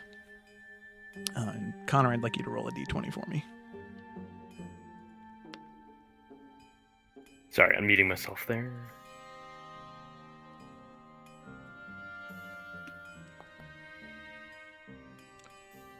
Okay. Alrighty. So you make your way through the streets, and Morwen and Carasilla, you have a brief moment where you know that there's a fork in the road here where you can take maybe a little bit longer to get to wherever you're meaning to go. But the other way would be technically shorter. It's just that area in particular is a bit more of contentious turf between two separate gangs. And so you decide in this moment to just sort of avoid going that direction, using your better instinct, and head off towards this, heading towards the furnace. So luckily, you avoid any negative interaction there. Woohoo! Yeah. So with that, you eventually do make your way through most of the area until eventually you do arrive at the furnace. Now, the blacksmithing noises fade away from you, as now you are definitely on a very shady part of town. There is no denying that. As you enter into the first floor of the furnace, this hobbled together inn, you can see these chandeliers sort of very low hanging, very low burning. You can see a collection of individuals in this area that definitely look like they've reached the end of the rope, and this is kind of where they've decided to spend the majority of their time. That is for sure. So, that, go ahead and pull you all here. Oh no. Yeah, it's so dark. There's like no lights. Ow. Just kidding. Ow. There you go. Ow. So there's definitely just sort of low smoke and haze that fills the entirety of the room. And you can see that as soon as you enter, the innkeeper, who is this human man, you can see that he currently has like a shaved head, this big, bushy, long mustache that sort of droops down all the way past his chin. You can see him sort of look up and see Carasilla and smile a bit, just sort of the smile peeking out from underneath the mustache hairs as he says, "Oh, Carasilla, it's good to have you back. Didn't know you'd be back so soon." Oh, a place like this, how can you stay away? Exactly right there. Well, so are you going to be performing tonight or taking a night off? Happy to do a little bit of performance. I mean, feel like if you really want a performance, though, we could always get Blood Moon out, yeah? Yeah, well, I suppose that's not up to me. Suppose that's Thrash here tonight. You damn well know it. It's not like he goes anywhere else. But I suppose it's up to you. You wanna roll the dice? In fact, speaking of rolling dice, Carasilla, you feeling lucky tonight? Honestly, I haven't been feeling lucky all day, but perhaps maybe a game could change that. That's what I like to hear. And, see you got some new friends with you. There. You can call me... Always around different people. In all honesty, we're here because we're looking for a place to stay tonight. Yes, I got rooms, and I got rooms for days, and Carasilla for you. I'll go ahead and give you one on the house. Buy one, get one free, I suppose, is the deal. Be 3 silver pieces for the one room. And you get the other one for free. And she will hand that over. All right. And, by the way, in case you need me, so I'm sure Carasilla already told you as he counts out the gold, sort of tucks it underneath the counter. My name's Jeff, by the way. But it's Jeff, it's Fantasy Jeff. It's Geoff. Geoff. It is Jeff. My name is Jup.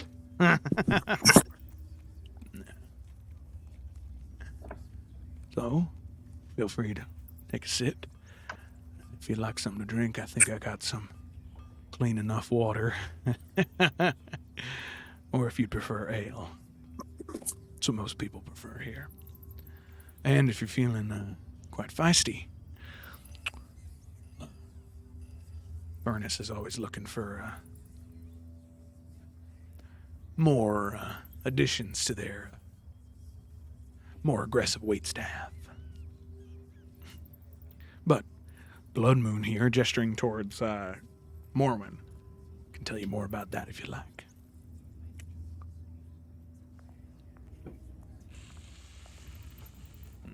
I'll take the ale. All right. Cecily will definitely raise an eyebrow toward Morwen at that, but let it go. But she's gonna turn to the rest of the group and say, well, if any good news is gonna come out of today, it's the fact that we still have our bread from the bakery. And he's just gonna, if there's a table nearby, she's gonna start getting out the loaves they got from the bakery earlier today and just start snacking. Cause fuck today, man. Right.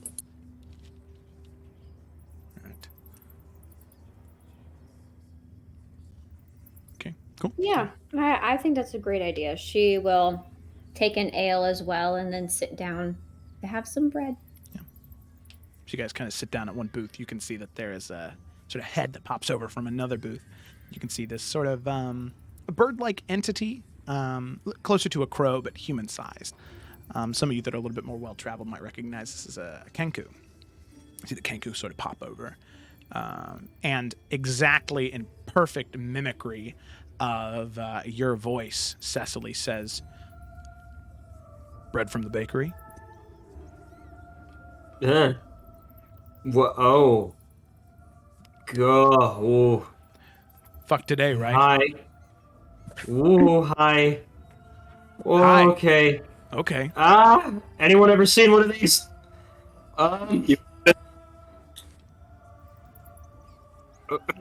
Sorry. You're like a person. I should probably not say that. Like a person? Person. What would you say you are? What would you say? Person. Hello, person. Hello, person. Kind of waves at you. Bread from the bakery? Yep. Kind of gestures his It's- hand out. Yeah. Yeah. It's bread. Bread. Kind of waves his fingers forward. Ursula's just gonna grab a loaf of something and just hand it back. What? Bread from the bakery. I mean, oh, you want? Did you want? As soon as he gets the Okay. bread, he pops his head back down behind the area. Cecily will whisper to everyone. I know birds aren't supposed to eat bread. Is that different for them? Should be fine. You can hear the kenku start to go. Oh god.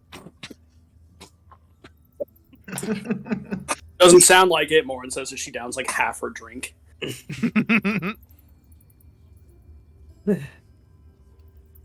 Y'all just hang out here? This is a lot. I mean, this is Mullins, so I only really come down here every now and again, mainly because she's here. Yeah. I wouldn't really describe it as a hangout spot. I worked here. As Blood Moon? Let's go to fighter in Bromsgrove. Yeah. Yeah, it's Blood Moon.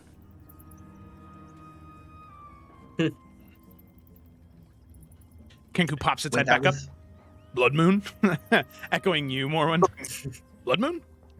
Just reaches out, grabs it by the neck, just looks over at it, shakes her head once, and then just lets go. The head retracts back to the the other side of the booth. God, I love the universal language. Does look like you have fans here tonight, though. It means you must. Oh. It's a little fight, right? A little bit of a rough up. Well, I mean, should we be drawing attention? I mean, even this kind of attention? Wait a fucking minute!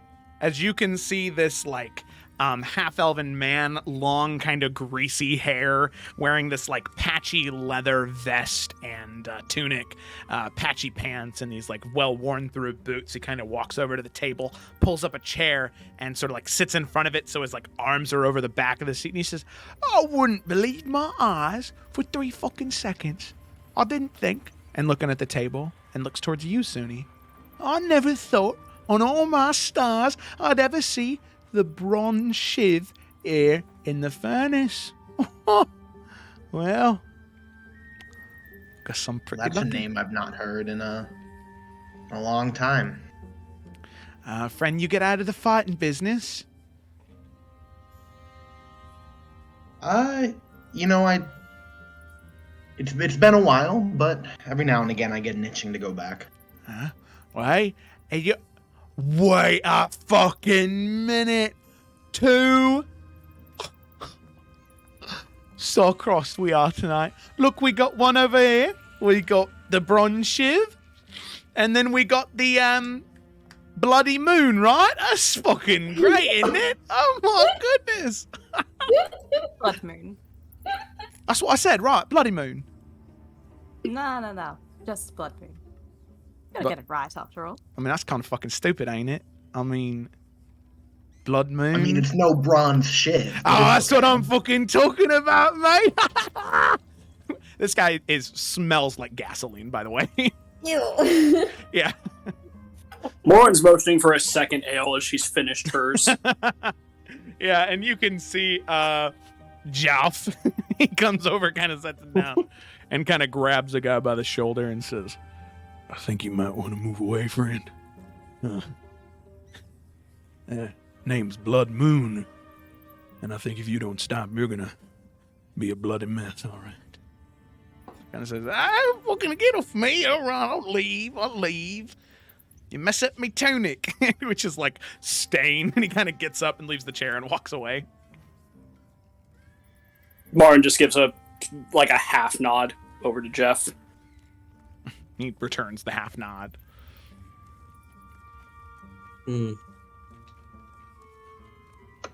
This is all terribly similar to the orphanage lunchroom. And I don't like it. Well, it's a good place to keep our heads low. We only need to be here for 2 more days, hopefully. Alright. Well, I am going to make no impressions. And she will, as Morwen begins to down her second ale, Cecily will begin to down her second bread. Nice. It is Joe. peculiar. I was just gonna say, every once in a while you can hear like a minor roar or rumbling coming from beneath your feet. It's minor enough that you're like, is that something? And then after the 3rd or 4th time, you're like, huh, that is something. Anyway, sorry, Cameron, what were you gonna say? Oh, I was gonna say that I never asked if this was the case. I'd always just assumed. When we did the class switch, I never chose another language because I figured it would maybe be okay if I still could speak Thieves' Cant. Oh, for sure. Yeah. Can I do just like a quick scan around the room to see if there's any like carvings or things that just, I don't know, anything that would pique my interest in Thieves' Cant that's just around? Yeah, make a perception check with advantage, I'll say, because this is something you are used to. Sweet.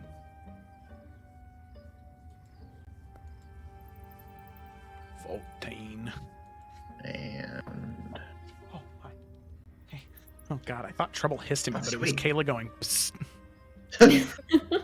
That was odd. Okay, all right. A 19. That's very good, friend. As some thief comes over to you, apparently. You spotted me. Anyway, as you're scanning around the room, you can see several small markings, actually, near different tables in different areas. The different markings, it's hard because Thieves' Cant is like localized language that thieves use to communicate with it. There's not like a universal tongue to it. But you can recognize all of these symbols that are definitely Thieves' Cant. And in this room, you spot maybe 9 or 10. And they're at different tables, like on the legs or on the chairs of these things. And you can see that there might be somebody there and they get up and move, but immediately after they get up and move, somebody else comes and sits at that table. Where it seems like certain places are marked where if you're trying to find information, you might be able to get information from those people. Now, there are 2 that you notice that catch your eye. There is a table currently where there is a red-skinned tiefling man, sort of trimmed black beard, slicked back black hair, wearing what looked to be some type of very fanciful robes, like a wizard or a sorcerer, definitely too fancy to be here. and you can see what looks to be the profile of a face, but with horns coming off of the head, but almost like gazelle's horns, where they're kind of going out and twisting. That's the first one. So red tiefling man, like demon, devilish, fiendish face carved into the table. The other one, you can see a man. Sorry, no, not a man. You can see a woman, it seems, barrel-chested, broad, as big as a barn. Currently has like a shaven head and like has one of her eyebrows. You can see that like one like left side of her face from like her forehead all the way down to about her cheek is singed and just kind of burned. And you can see that she has a cloak on, sort of this like hobbled together metal and leather armor, but this cloak is that of the Children of the Flame. It is a white cloak that is sort of burning and singeing with magical heat from it. And you can see what looks to be a shield symbol with a flame inside of it near her. Suni will kind of nudge either Morwen or Carasilla, whoever's nearest to him, and just kind of slightly nod his head over into that table, and then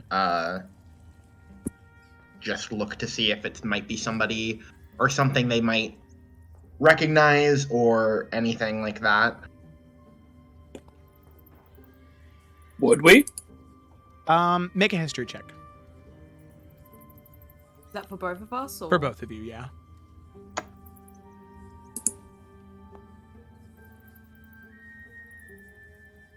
It's only 11 from Carousel. Okay. So this is something that is a little bit different, where I think that Carasilla, maybe you got caught up in the stories of certain adventures or different escapades of different Children of the Flame, the things that they did, the monstrous events that they overcame.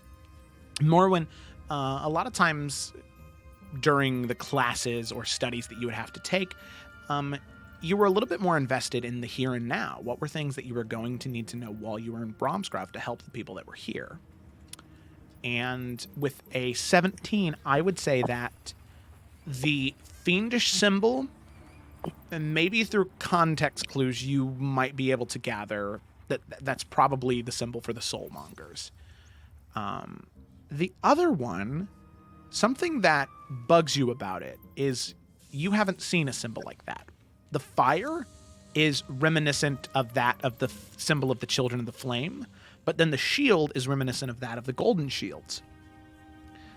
And you don't know that symbol, but it is a combination, very obviously a combination of the two symbols of the Children of the Flame and the golden shields, who, as you know, very obviously butt heads and do not like each other very much at all. And so, yeah, that's kind of what you gather, Morwen. That bird's not by us anymore, is he? Or she? Yeah, the Kinku's still in the other, booth. You haven't noticed it yet because your passive perception isn't high enough, but every once in a while it kind of peeks its eyes up and then goes back down. All right, fair enough. I would say that like anybody sitting on the opposite side of the booth that Morwen is can see it. It just kind of pops up, looks at the bread, and goes back down. I'd probably say like Shima, your passive perception is high enough to see it if you want to say anything. But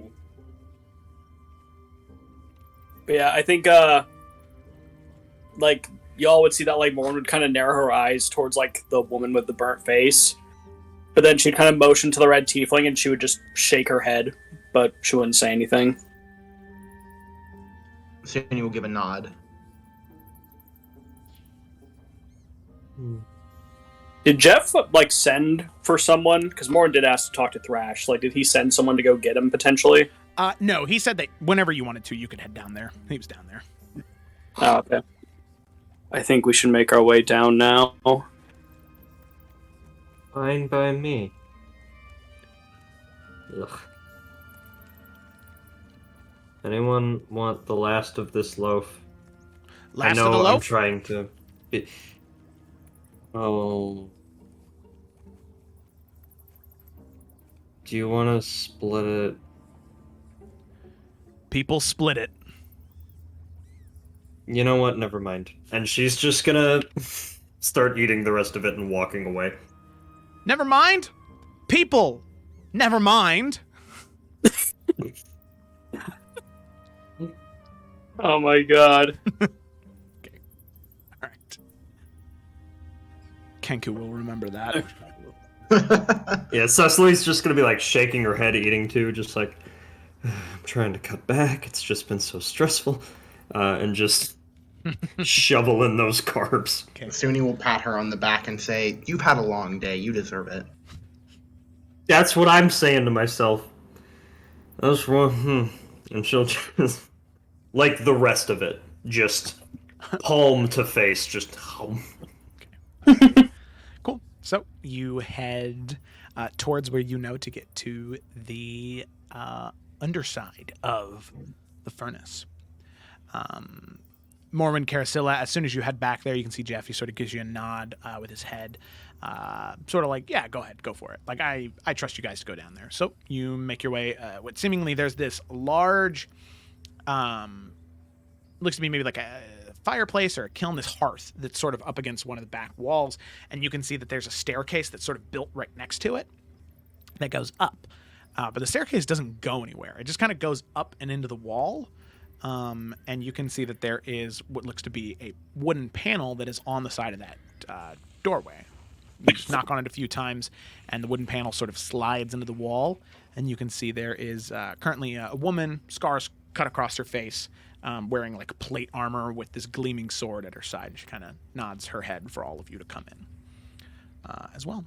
So with that, as soon as the doors open, you can start to hear voices that are clamoring a little bit more. Every once in a while, you can hear the sound of steel scraping against steel, people fighting back and forth.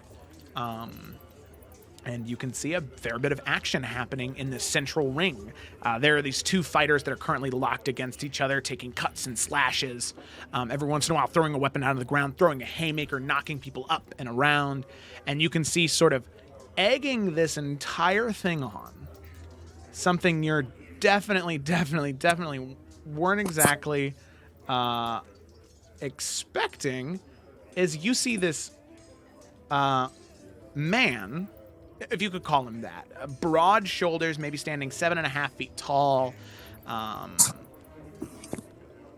you recognize to be a minotaur, huge, wearing sort of red and gold armor with this fur pelt hung around his shoulders, this massive like ebony and gold battle axe that he currently has like slung up against his shoulder as he's just sort of shouting, "No, you know that you can do better than that. Come on, give him a good swing, why don't you already? Come on!"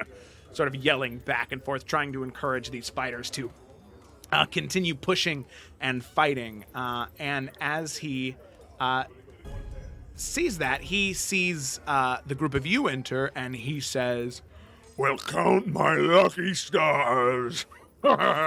Didn't think I'd see you back here so soon. Couldn't get enough, could you?" As he's like grabbing people by the head and pushing them out of the way as he makes his way over towards all the rest of you. Morn kind of like puts on a smile as he comes over. Thrash. You know I never like to miss a good payday, but was hoping we could talk once you have a moment. I think I can spare a moment. And he kind of looks up over towards the combat arena. Fight's dying anyway. That pissant right over there can't throw a haymaker to save his life. Follow me, and we'll talk in my office. Morn will just kind of look back, give a nod to everyone, and just motion him to stay close as she follows after him. Get out of my way. And he kind of pushes people, like, once again, like, these massive hands that he's just grabbing people by the head and pushing them out of the way. Some people turn to look at him, and you see him just kind of, like, turn and look down at them and exhale, and they say, "Oh, you're right, I'll get out of your way." And they move away. And he just kind of, like, makes his way through the crowd until eventually he makes his way back into an office. And opens it up, and you can see that reminiscent, at least to a small degree, of Odin's office, where like everything is supersized in this room to accommodate his size as a person. But the fighting fades a little bit until it's just the little bits of voices that you can hear in the other room, and every once in a while the fighting of beasts or anything like that. And you can see that there is a man in the room with him. A tiefling man of this sort of dull, like forest green complexion, hair sort of parted in the middle around two horns that are shaped like ram's horns, wearing very, very nice vestments, plucking away at a stringed instrument, providing a very, in contrast, a very calm demeanor to this room, as Thrash kind of sits down in his chair as it kind of makes a creak as the wood is definitely pushed to its limits. And you can see there's one chair in here, and he kind of gestures towards all of you to the one seat. You fight over it, I guess. So, what brings you back to the furnace? By the way, if they didn't tell you already, name's Thrash. I'm the one who runs this whole joint here. Well, we're both people who are time's very valuable, so I believe in getting right to the point. We need a place just to hang our coats and rest our heads for a few days. No questions asked. All right, you got it. All right, well, that was easy. I'd just like a favor, though. Yeah, there it is. Yeah. What is it? So I hate to put you in a difficult spot here, but you see, I've been getting word about some activity from some more zealous members of the Children of the Flame. Apparently, they got some rumors that there are some dark friends that are existing in my humble little tavern here. Now, obviously, you know how I feel about the whole situation. They're entitled to do whatever they want. But the thing is, they can't disturb the business. So, what I'd like to have happen is you just put in a good word for the place with that old guy who runs the whole thing. Dorian Almer, the light bearer? That old guy? Yeah, that guy. Morn kind of glances to Carasilla and then looks back to Thrash. Yeah, we can do that. Yeah, because, my information is accurate, and you know me most of the time it is. Apparently, the guy doing all this stuff, he's doing it unsanctioned by the Children of the Flame. Yeah, kind of getting a little overzealous, trying to push his limit in luck. What's this guy's name? Kind of looks at you. No name's gonna cost you. All I asked you to do was a job. I'm just gonna try and see if I could perhaps get the guy sent somewhere else, but can't do that if I don't know who you're dealing with. Think you can do that? Get him sent somewhere else? Well, I know I can't if I don't know his name. If I do, maybe. We should be able to. And plus, we need to make the deal a bit sweeter. I mean, Mullen can do a couple of fights now. All right, there we go. That's why I like bringing Carasilla around here with you. Yeah, I'm sure I can do a few while I'm here. All right. You do a couple of fights. I give you the name. All right. Morn extends her hand. You got a deal. All right. Thrash envelops your hand with a handshake. Yep. I hope you have some better people working for you, because much stronger than the last time you saw me. Oh, hey, we moved on from people in a lot of aspects, especially for people as good as you. Well, you hear that? That's something special I've been cooking up for a while. Yes, can definitely hear it. We'll have more to discuss, I'm sure, about when these fights are to take place, but for now, my friends and I are quite tired, so unless there's anything else you need, I think we're going to call it a day here. The name? Mm-hmm. Yeah, fiery fuck. Sorry, what? Draven Hunt. Yeah. Had a Think feeling that's it was around him. here? He come around here? Well, he came around here maybe a couple days ago, after apparently you two had left town. Oh well. At least let him keep thinking that as well. Would be helpful. All right. You got it. Unless, of course, you've been to that Severed Toes Inn already. I tell you, the things they got over there to drink is practically swill. Might as well wash your teeth with sewer water if you're drinking what they got. I'll tell you, that Felicity You does always not did- know how to brew to save her life. Well, each person has their own individual tastes, right? Can't make them all love it. I guess you're right. Just didn't realize her taste was hogwash. Yeah, well, most people can't handle something as strong as you, so must forgive them. You got too kind of a heart for the fighting pits, Caracilla. That's why I That's guess why they're Morwen does fighting the them. fighting.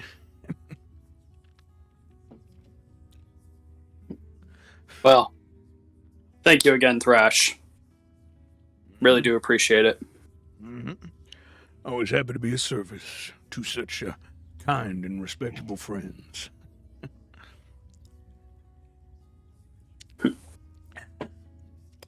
Well, Morwen, Caracilla, of the rest of you, sure you're great company, but unless you can throw a punch as hard as Morwen here, I guess we have nothing else to talk about.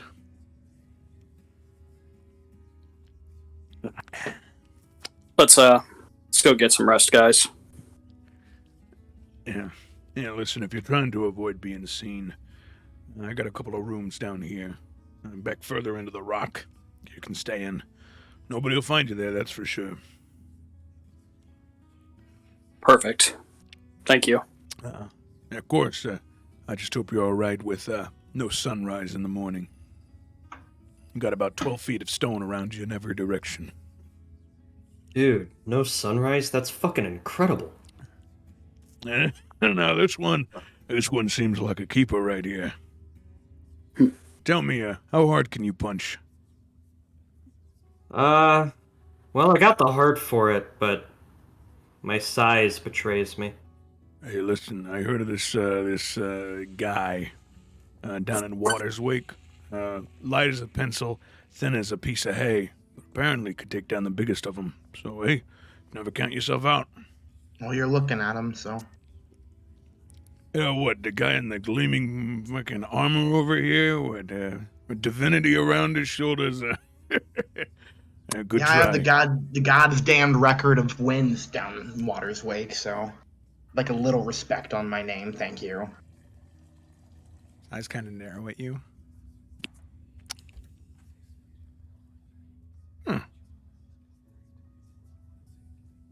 So you're, Bron Shiv, right? O'Malley, right? Something like that. Well, think I got an idea.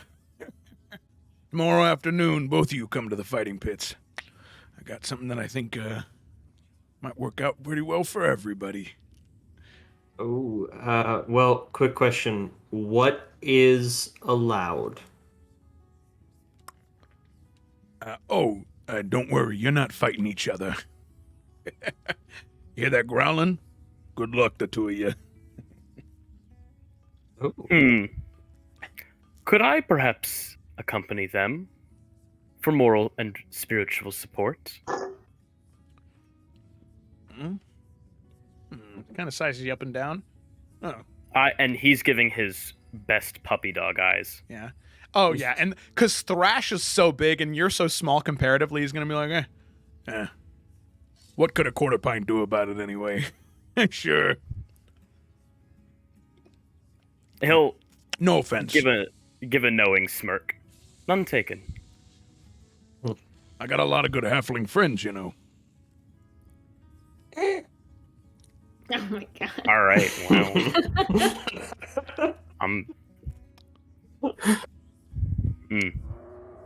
Oh, there it is again. Hey, good luck tomorrow. Pleasure as always. But I suppose we'll take our leave now. Huh? Sure. If you just head out the hallway down on your left, you'll find the room. It's unlocked. You can lock it from the inside. I think there's 2 rooms. I think there's 3 rooms in each. 3 beds in each room, so you should be okay. You. Let's go. And Warren will just head for the door now. All right, cool. You head for the door. And you head in the same direction that Thrash set. And yeah, you find 2 rooms, 3 beds in each, so for a total of 6. So there's plenty of lodging here for you. And yeah, seems as though you can have a little chit-chat if you'd like before bed, but seems as though you've finally found a safe place to sleep. Okay. Cecily will ask Morwen before we sleep and do watches if we're doing those and all that stuff. But she'll go up to Morwen and say, "Okay, but really, like, I can do magic stuff, right? Like, I'm not gonna get disqualified? Because if I can't do stuff, I'm just gonna be throwing rocks, and that usually doesn't work out." Have people used magic before, Joe? Yeah, they have. Yeah. Okay, cool. People don't care what happens down here. Well, in that case, I just need to pick a name and a fighter look. Or, sorry, did I miss something? Was Cecily part of this deal that got made? This is Brian asking, because I feel like I missed something. I mean, she could always ask if she wanted to join, but he was mainly talking about the Bronze Shiv and Blood Moon. And then, okay, I must have got confused because he made a comment about asking if I could throw a punch. So, yeah, I might have missed. I assumed that I was lumped in with that. Yeah, no, he said the 3 of you, as in Ashima, who just asked, and the other 2. Yeah. I mean, maybe this is Cecily's new career path, you know? Maybe. I mean, she can... You know, I mostly use Alter Self for disguise purposes, but I can also grow gills and natural weapons, so... Hey, I think So, it's time you know. for Hilde Dilde the Jumper or whatever to make her. Oh, dude, that's what I'll do. I'll turn into Hilde Dilde the Jumper, but then I'll also give Hilde Dilde, like, Stegosaurus plates and, and spike arms. Amazing. Well, if it comes to that, I'm ready, but regardless. I know these aren't the nicest of lodgings, but in terms of some back corner that we're not going to get ambushed in, it's probably our best one, to be honest. No, this is excellent. I definitely think we'll be safe and secure down here. We should probably still do watches, though, right? I feel like anytime we don't. No, we definitely should. I'll take the first one. Yeah, I will too. I'm still kind of antsy. I'll take second. I will as well. Okay. Alrighty. So with that, we settle in for watches. So as all of you begin to rest your weary heads, we move to our first watch. So who were the 2 on first watch again? Me. And Morwen. Was that Mark? Did you make that noise? Yeah, that came from me. Okay. Yeah. I was just making sure.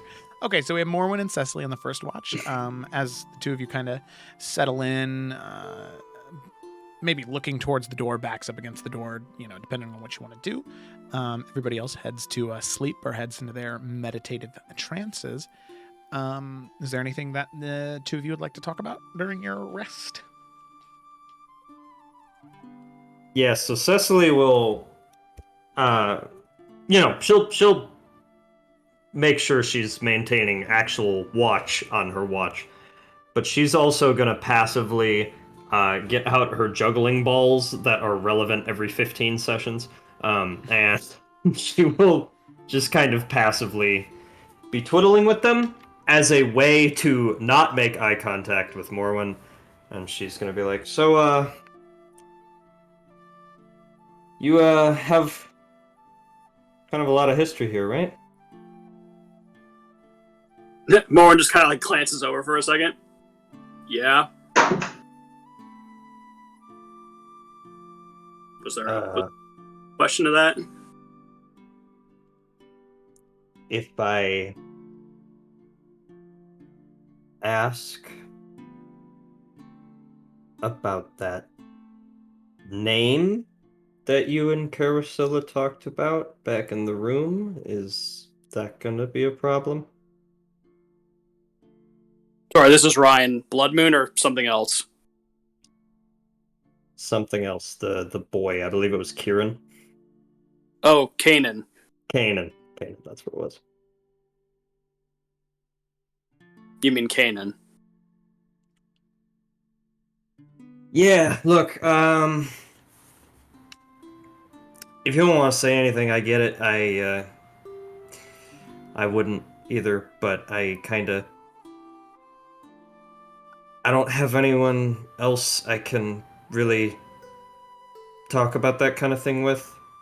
I mean, I guess I could, but whatever. If you don't want to say anything, you don't have to. Morin kind of rubs her eyes for a second. You can ask, cannot promise an answer depending on the question. But go ahead.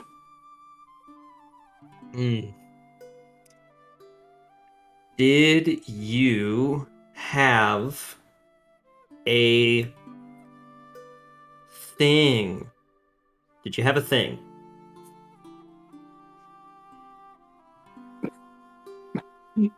Like Morin's like kind of like trying not to laugh, but she also looks like really tired. Yes, we were in a relationship. Ugh. I believe is the question. Yeah, that's probably the word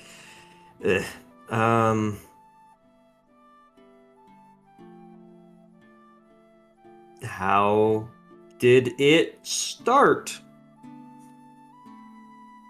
Well, funny story actually. He met me here. Not this room, but this establishment actually. His family's from a better part of Bromsgrove. They run a clothing business, very fine materials from around the world. Upper class kid, you know.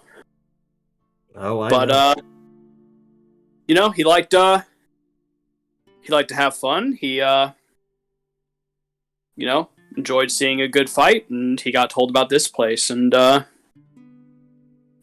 apparently fairly early on to one of his visits here, he saw me fight.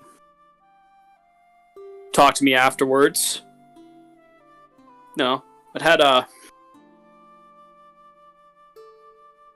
had people, cheer for me. I had fans, I suppose, but he caught me off guard, because at first it was the usual, oh my god, that was amazing, like, you hit that guy and like 8 of his teeth popped out, the usual stuff. Then he actually asked me something that no one else had at that point. He asked what my name was. And that caught me off guard a little bit. And so we just got to talking, and things just kind of worked from there.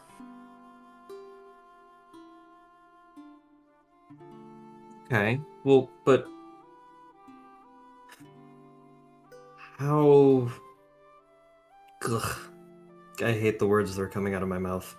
How do you know when you have that, the feelings, how do you know? You're gonna have to be more specific.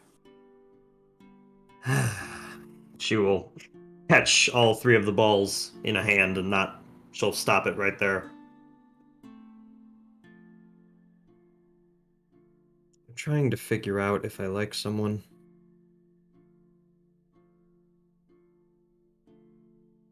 And I don't know what I'm supposed to be looking for.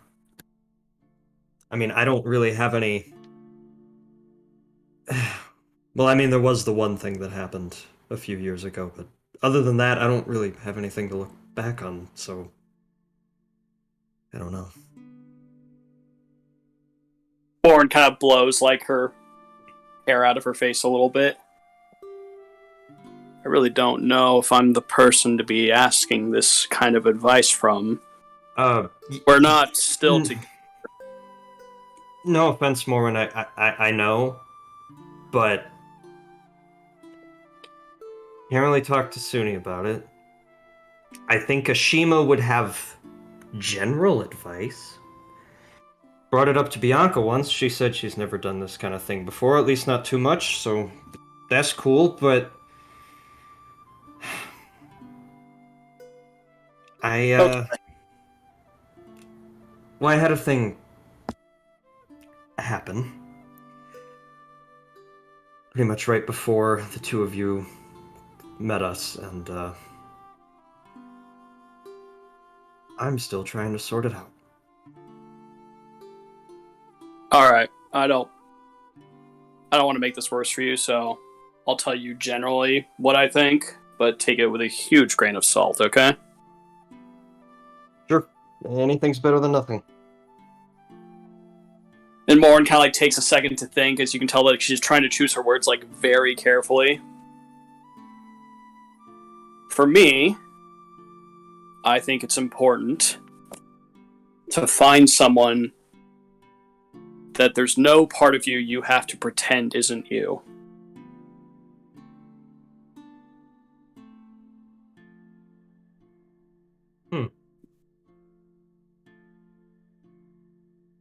Well, see that's not, I don't know about that.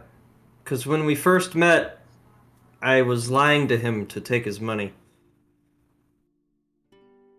Not a good start. No. No. It's really not. Did not plan on becoming a runaway with him.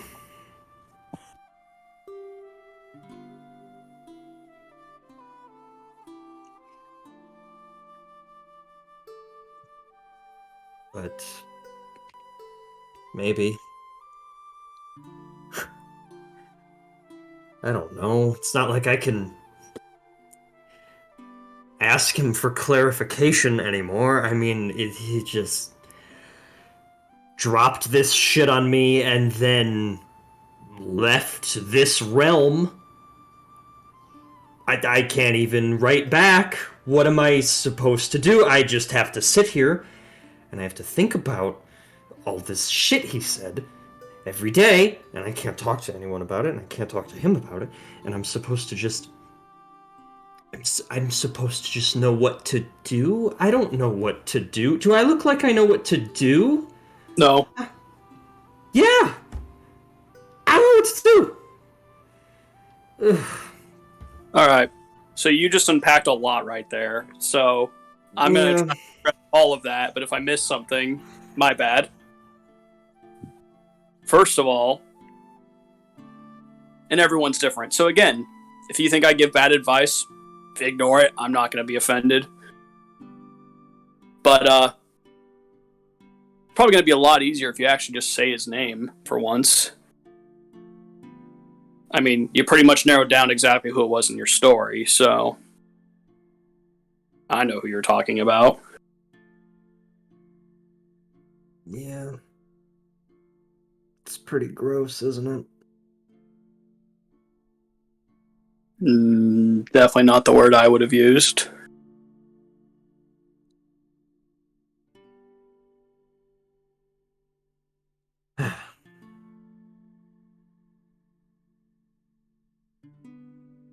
We can come back to that one if you feel you're not ready for it.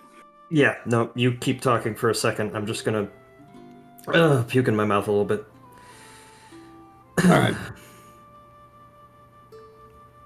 I think, because keep in mind, Kaylin's the only really real relationship I've ever had. I've gone on dates with people before, but he was the only one that had actually turned into something, you know?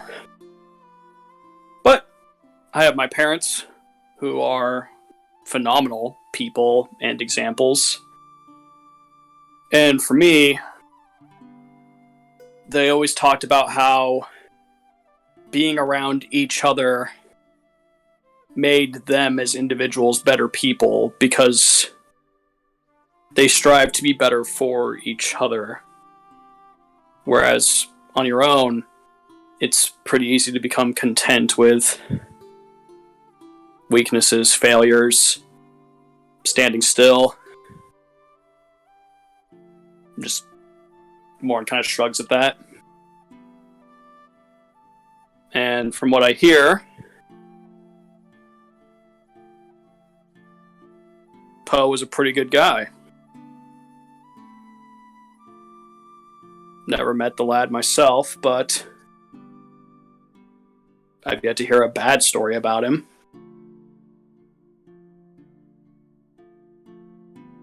Yeah. He was good. He was so good, it was disgusting. We'd go on these missions and we'd be running into criminals and killing strangers and fighting darkness, and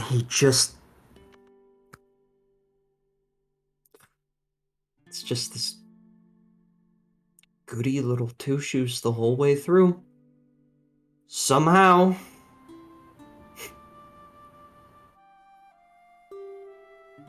I don't know.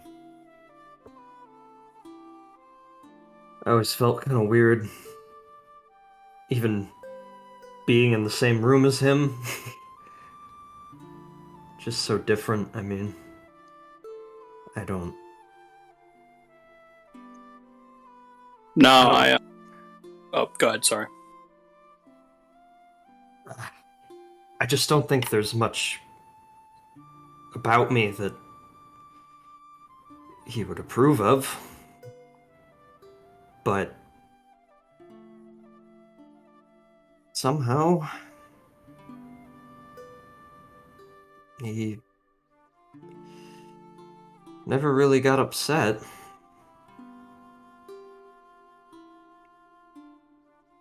I mean, if I found out that somebody was doing to me what I did to him, that'd be it. We'll never talk to him again. And he wanted to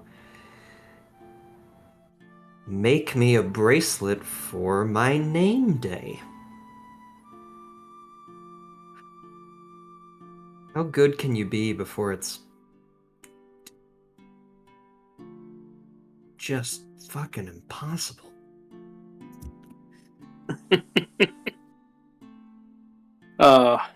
Sorry, I'm not laughing at you. It's just, guess I didn't realize we had this much in common before.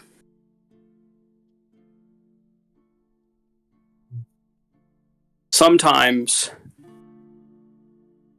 like I said before, I think there are people in our lives who are there to help us to see what we can become versus what we are now. And she kind of like motions her head over to where Carousel is sleeping. I frequently feel like I do not deserve anywhere near the levels of praise and sheer love that she gives me.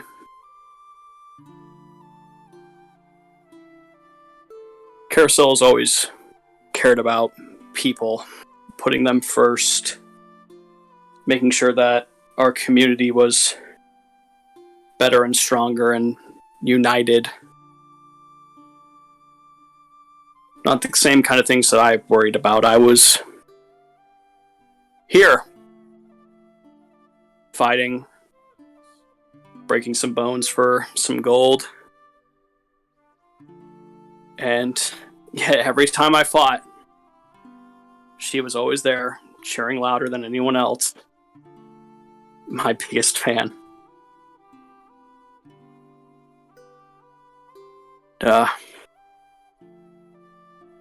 I'm lucky to have Carousel because she gives me something to strive for. Because, let me tell you, if there's anyone who could convince the Tarquin that people and love and bonding are worth saving, it'd be her. Because that's just who she is. So, I keep fighting harder, doing what I can do to make sure that she can keep doing what she does. And maybe one day I'll be a fraction of how good she is.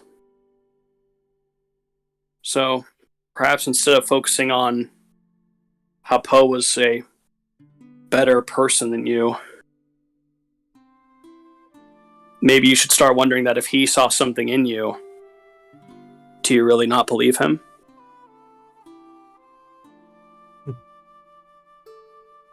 Well, he can't lie for shit, I know that.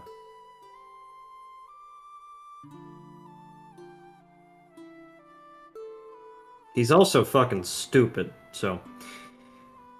I don't know how those two things weigh up. I guess I'll think on it. All you can do sometimes.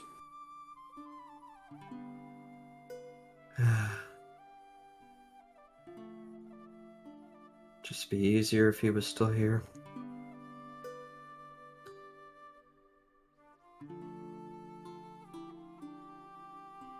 Morin will just kind of like reach out and wrap an arm around Cecily's shoulders and just kind of give it a gentle pat and hold it.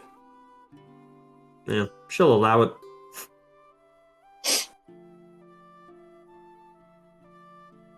If this wasn't helpful, I warned you that I was shit at this. It was alright. I'll take that.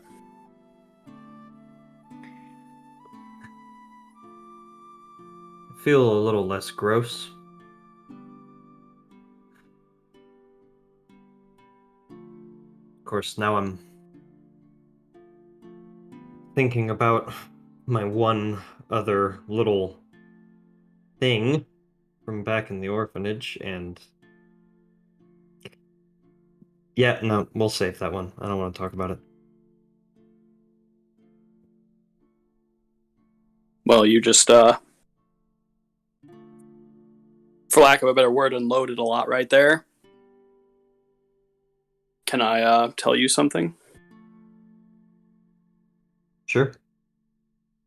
I got all night.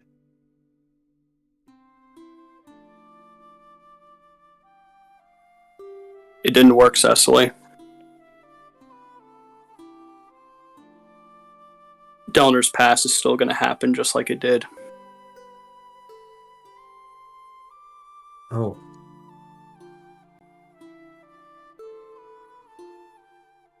Yeah. Shit. Why did you let me talk about a boy for half an hour? You could have just...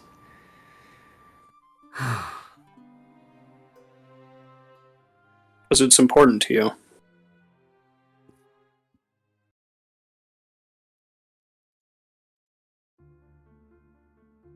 No. I don't think I know what to say, but...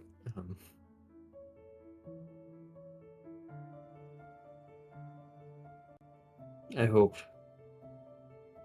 everything is still worth it somehow.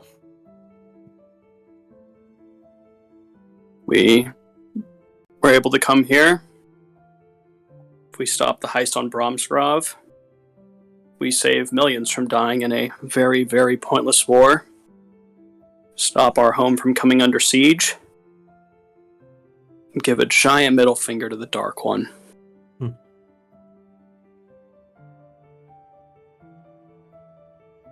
And then I'll figure out how to kill him. You know, one step at a time.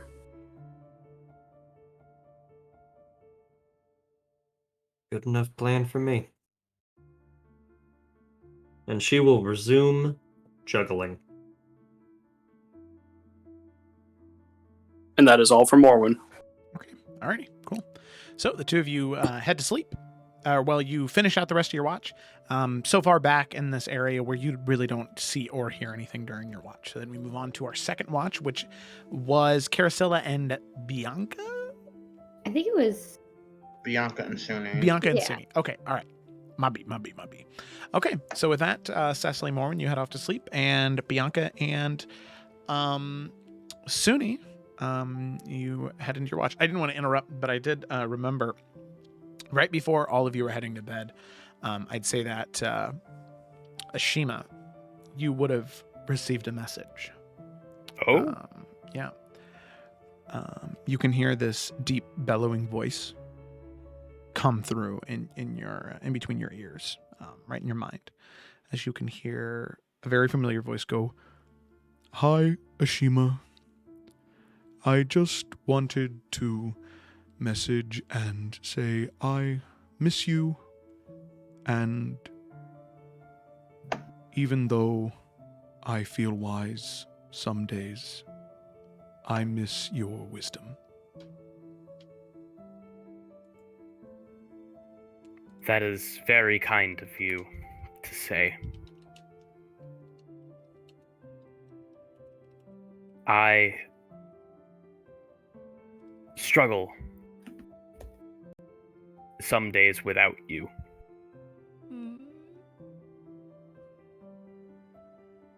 And that gets me up to 20.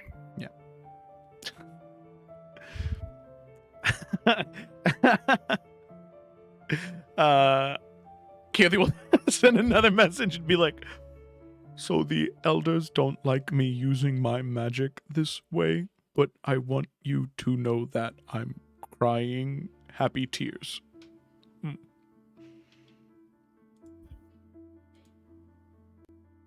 Love you. There you go. That's 25.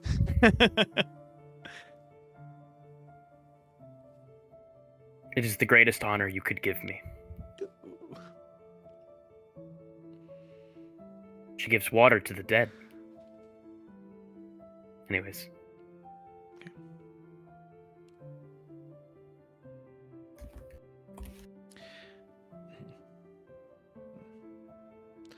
And something that you notice, Ashima, that's very odd is that technically Keothi hasn't met you yet. So that means that Keothi that you talk to is the one that you know. Oh.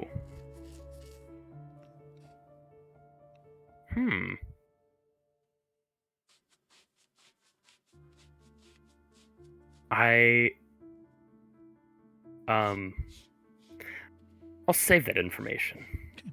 All right. I'll let everyone know when everyone's awake. Okay. All right. So with that, eventually second watch comes around and it's Suni and Bianca.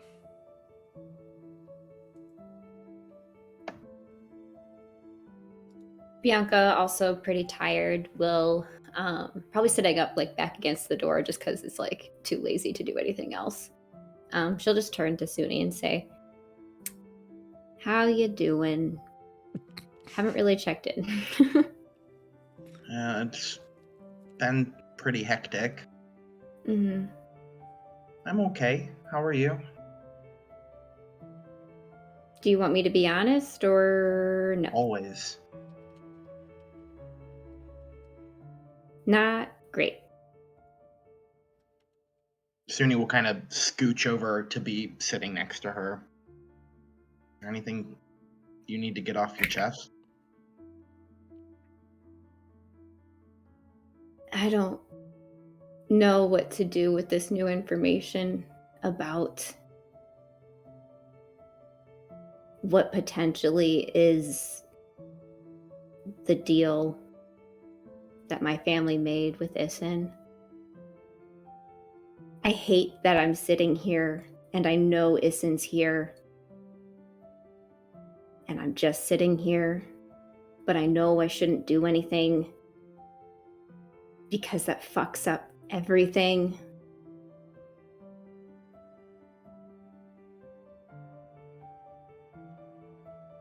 I hate that I can't ask my family about this right now because that fucks up everything.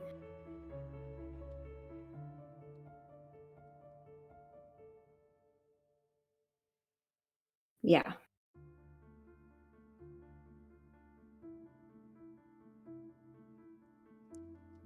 I'm gonna regret saying this. Plus, I know you're not going to accept it anyway because you're too smart. But if you hate sitting around and not doing something about it, I'm always up to go do something about something. I know. But what would we do besides ruin everything? Like, literally everything. Like, we got here, Odin almost killed 2 of us. The freaking dragons gave us gifts. It helped us, and everyone's rooting on us. And to be selfish is just, that's too much, even if I want to. Like, that's a whole nother level. Yeah. I'm not suggesting, I mean, I know I just did, but I'm not suggesting we do anything about it. But it's good to be selfish sometimes.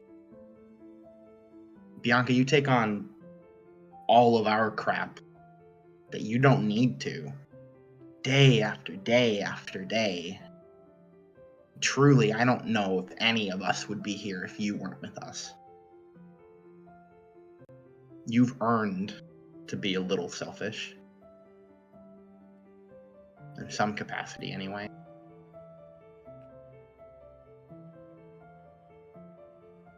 And, you know, whenever it comes time to face off against the inner demons, I guess, you know you can count on me. And all of us. Just like we've always counted on you. Thanks. But here's one more thing that makes that even more complicated, and I don't even know how to interpret how I'm feeling about that. It kind of feels like I'm not grateful for the sacrifice choice that my grandmother had to make to save my father. I don't, it's so complicated because, like, I think I knew deep down always, because I mean, my family always told me it was like, it was a choice made out of love. So, like, I knew, but like now knowing what happened potentially, maybe this still isn't even it. I don't know, but if that is what happened, it feels almost weird now. I don't even know. Does that make sense? Like, I'm almost like not grateful because, like, that must have been such a hard choice. But I don't know. I wasn't there. I don't know. I don't understand. I mean, if it means anything to you, if them making that choice is what allowed for you to stick around up until now, I'm grateful for it. You mean a lot to me, Bianca. And no matter what, through hell or high water, we're gonna earn your soul back. And I know that for a fact. I've seen the things that you can do and everyone else can do, and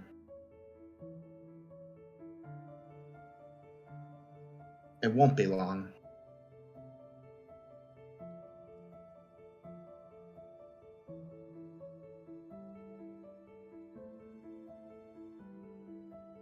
Yeah. Maybe.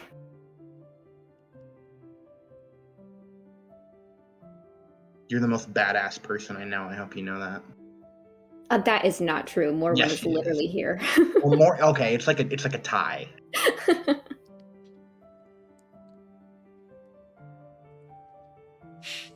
No, I wish things were more clear. And I always thought they were.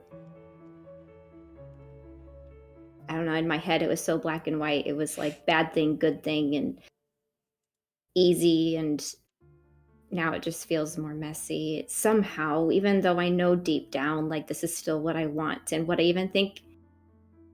think my family would want. I don't know. But also, why'd they keep it from me? They said to protect me, but maybe it was something else.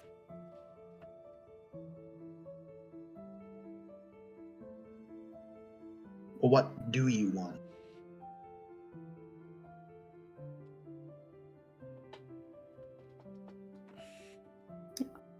All I wanted for the longest time was to basically be a warning sign to all demons or devils that would take advantage of the weak and basically be like, this is what could happen to you. You could make a deal with a human and fuck up some bloodline, and then this is the result. You'll get somebody who comes back to kill you because you made this, like karma or something. I don't know. It's something I decided when I was really young, just when I learned about why I was the way I was.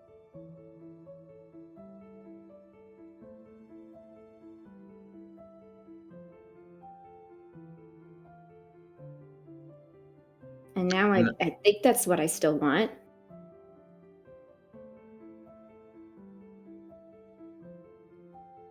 You know, I don't know much about devils and demons and the hells and the whatevers, but if you ask me, any demon that looks twice at the person who's gonna kill Issen, I don't know, they might think twice before trying anything. Or else they're gonna have Bianca do song on their ass. Blasting away. Pew, pew, pew.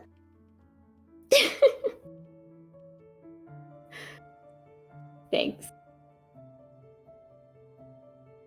I'd be shaking in my boots. But you're on my side, so you don't have to.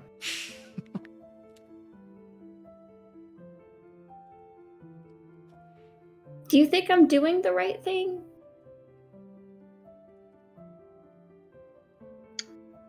You know, I ask myself that pretty much every day. Not about you, but you know, just generally.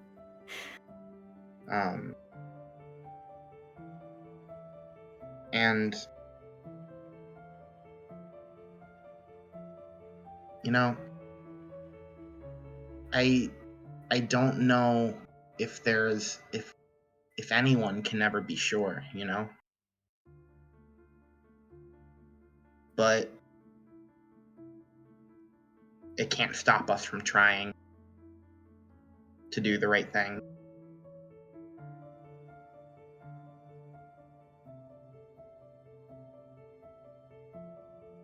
Okay, next question is, if I really am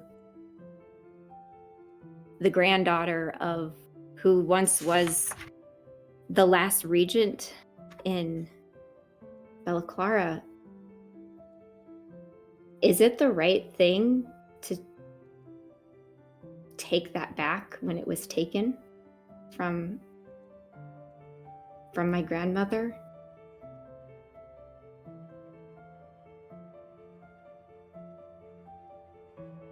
Do you want it?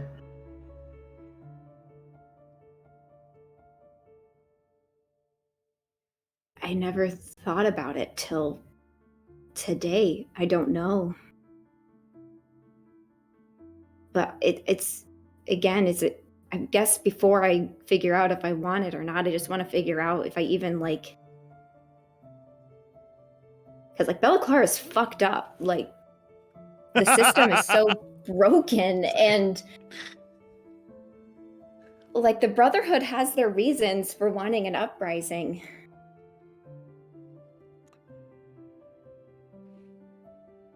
But no one even knows about our past. It was erased. So I'd basically be starting from ground zero. And then is it the right thing to do? I mean, I know how Ashima feels about war. Like, I don't know.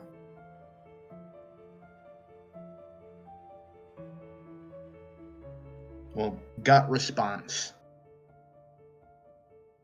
Right now, in this very, very second, if you could have it back with the snap of your fingers, would you?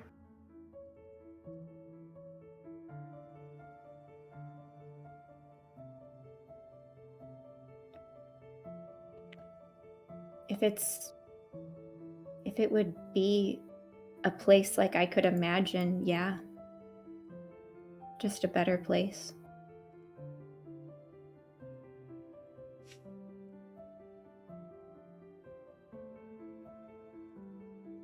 You know, if there's anyone who can fix up the broken system, I'd put my money on you. You're kind, but you're tough as hell. And I don't know, you make the right decisions, even while under immense pressure. And whether or not you want to accept it, you've pretty much been a leader for all of us since day one. And it's a heavy burden to bear, even when it's just, you know, a couple of reckless kids and a old-fashioned monk. And then a warrior and a bard and all of us. But, you know, if you can handle Cecily and I don't see any reason why you couldn't handle any of these pieces of shit. I'd like to have you know you and Cecily aren't that bad and weren't that bad, so. Oh, I don't know about that. No, it really wasn't that bad.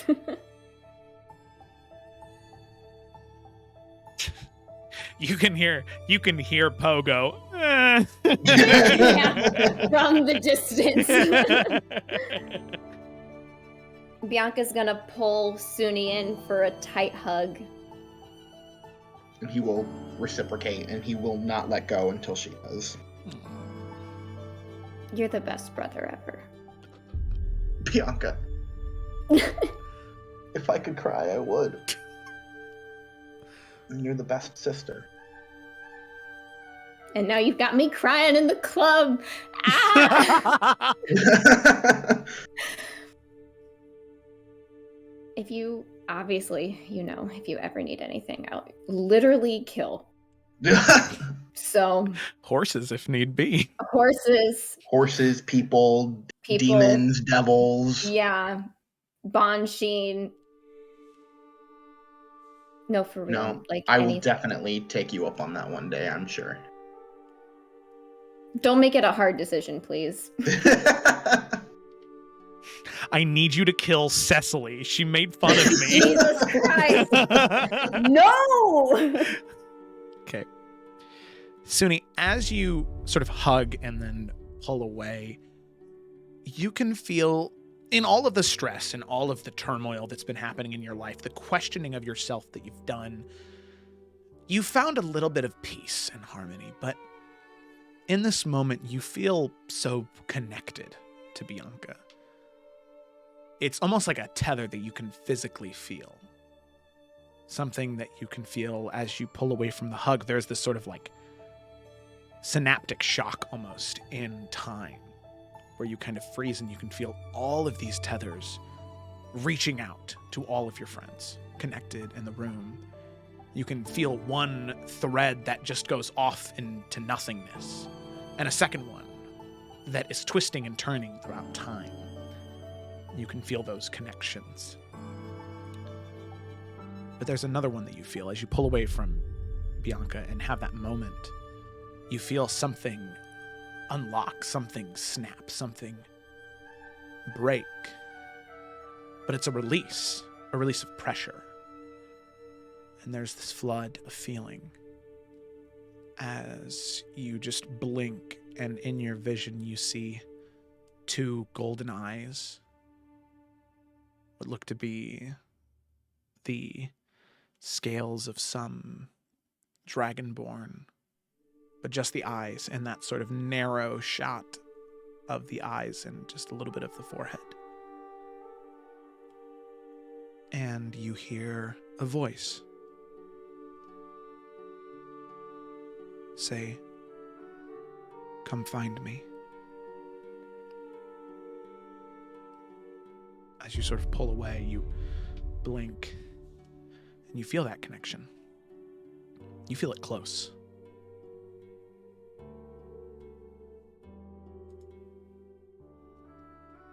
Like close? Like maybe 50 minutes walking distance.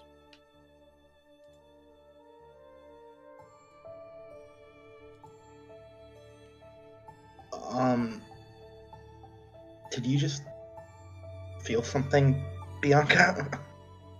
Did I feel something, Joe? Aside from a full heart, no.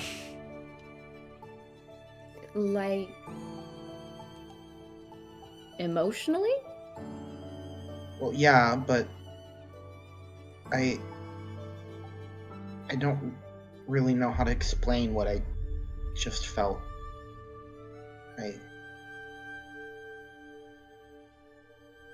I think there's something I need to go do, though. Do you need me to go with you?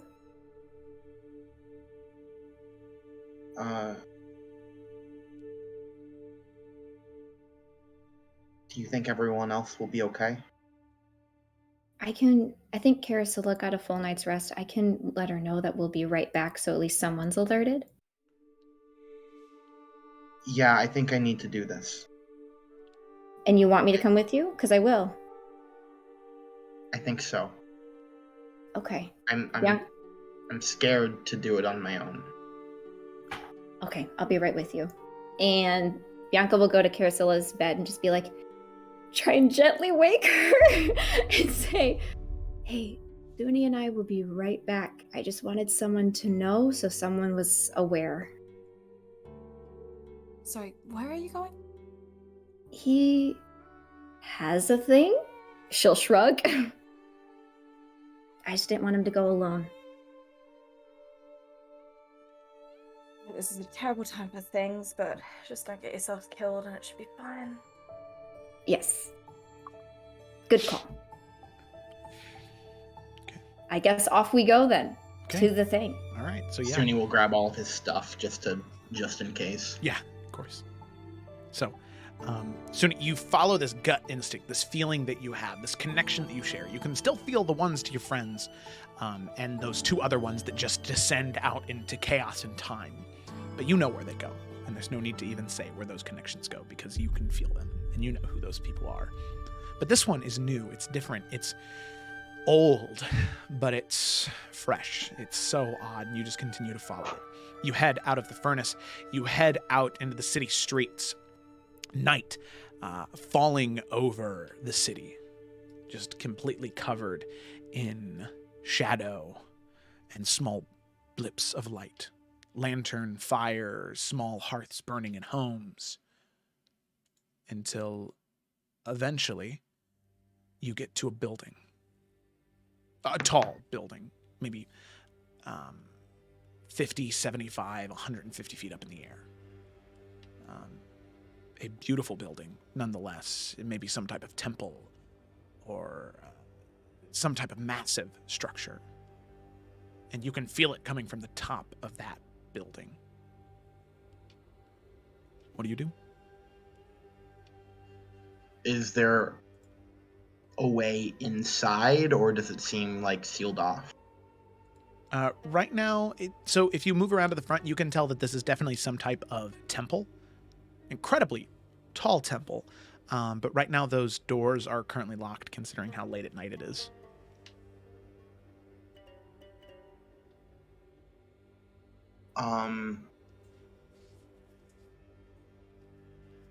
Bianca, how bad of a person will I be if I break into a temple?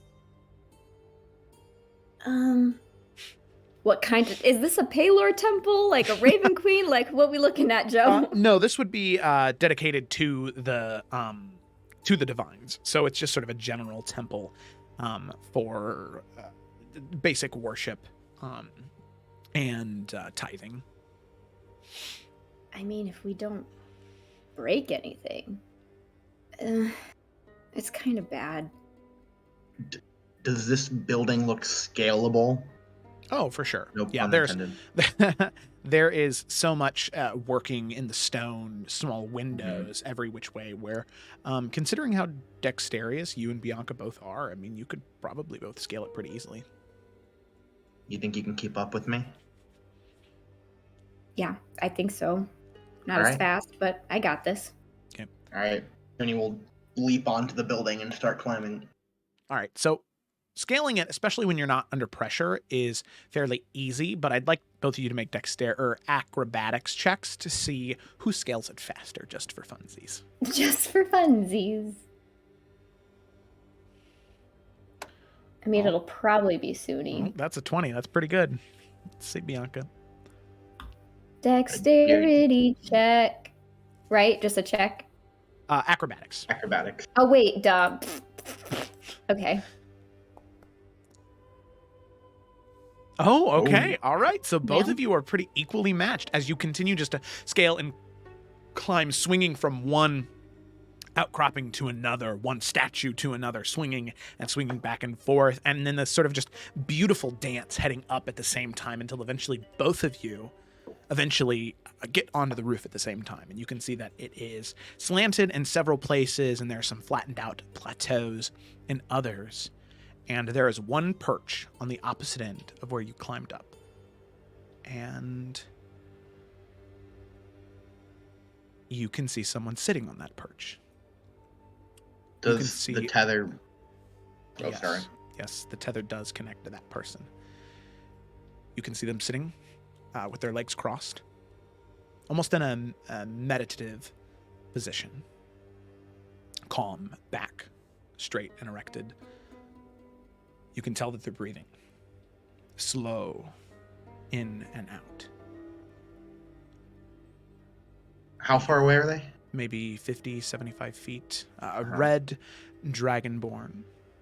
And you can see a long metal staff across their waist. And you can see sticking out of their tail and out of the back of their head are these multicolored orange, blue, and red and black feathers that shoot out of the back. Ooh.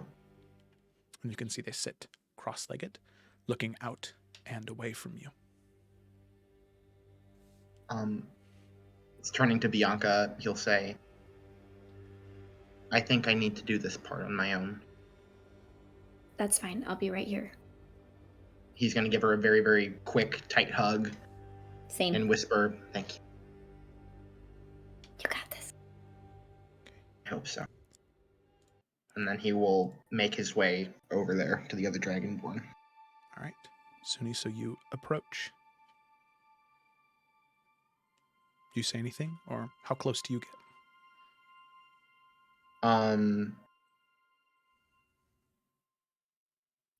You said that they were sitting cross-legged. Mm-hmm. He will... I mean, I don't feel like I'm in danger for any reason, do I? No, but you recognize the stance and the posture. This is definitely something that you've seen to a degree Ashima be in before, where it seems like this person would probably go from relaxed to engaged in combat rather quickly. But that tether's there, same as it was to your friends. It's very odd. Suni will sit maybe 10 feet away, but like trying to get up next to them. Okay, yeah, there's But we'll just sit room and on look the ledge over. where you can sit down right next to them if you'd like. Yeah, I don't want to be right next to them, but close enough, like within talking distance. Of course.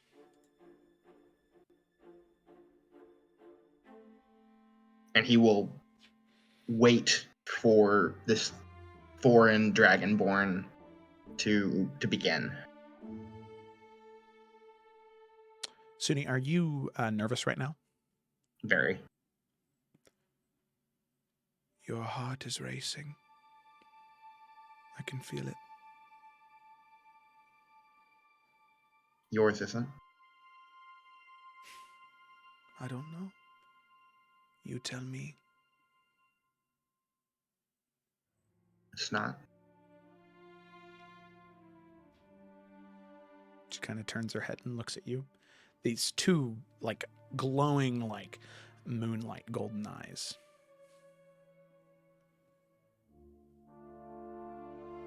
Suni will just like stare very, very deeply, kind of like darting back and forth between the two eyes.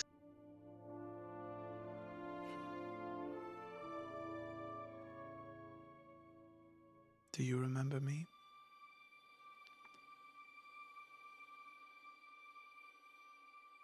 I remember the feeling. Well, then hopefully you also remember. And you can see her lean in closer towards you. And in this flash, there is a, like, strike from the hand that hits right up against your jaw. This crack as she hits you, and you can see her jump up and land on her feet and have her staff pointed directly at you.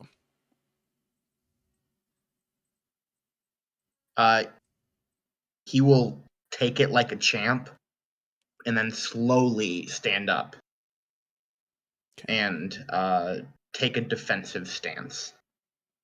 Yeah. Hands on the hilts of his blades, but not drawing them yet. Okay, Bianca, what are you doing? I think you might be muted. I definitely was. I didn't think I was going to be involved at all. Okay. She did see this was something she saw. Yes, correct. Okay. Bianca will, with her hand just kind of on her weapons too, will just approach closer and say, he's not alone, but I'll wait for his first move.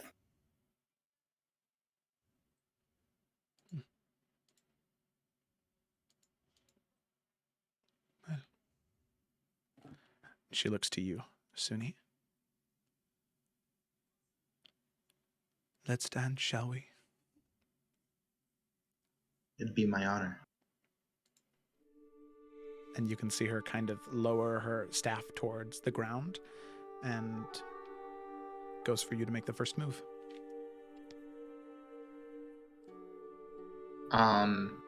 Trying to, in one motion, he will kind of, as if doing a dance, step forward with one foot on the ledge and draw both of his swords and swing them out and down towards near where her feet are.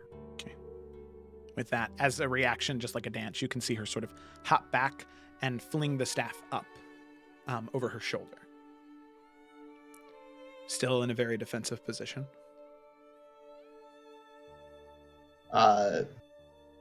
Suni will continue stepping forward with the next foot, hooking the swords together, swinging it around. Yeah.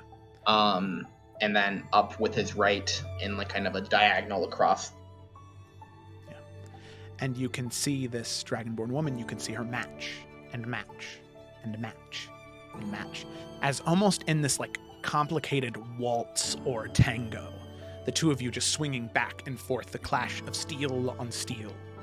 You can see that the sparks that fly off illuminate the scales on your body, the reds on hers, and the bronze on yours. Yeah, It's been so long. Oh my god. The bronze on yours. You can see them just flying, sparking left and right as you step left and right and right and left, swirling around, hooking onto her staff as she flings you around, slamming it onto the ground, you jumping and hopping and moving together, synchronized. That connection growing stronger and stronger and stronger until eventually the dancing comes to an end as your two swords are hooked on the bottom of her staff that she currently has tucked around her leg. You're pinned and she's pinned, and your faces are not but 4 or 5 inches from each other. And you can see her say, "You remember the dance?" How could I forget? But you do not remember me, do you? And he will just very, very solemnly shake his head slightly. I'm sorry. And you can see her kind of undo the staff and sling it around her shoulder. As you, now in this moment, after the fighting, get a good look at her.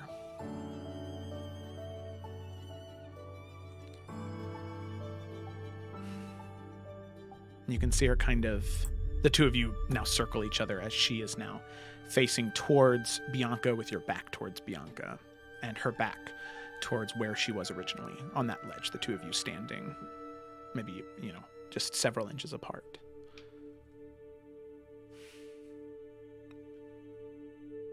She looks you up and down and looks at the swords and smiles and says, "You are so close, yet still so far."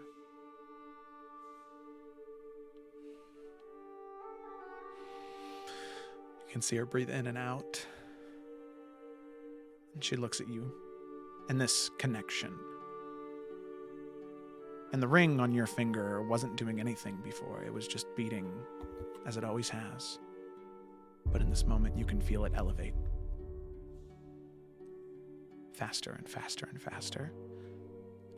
As she steps forward.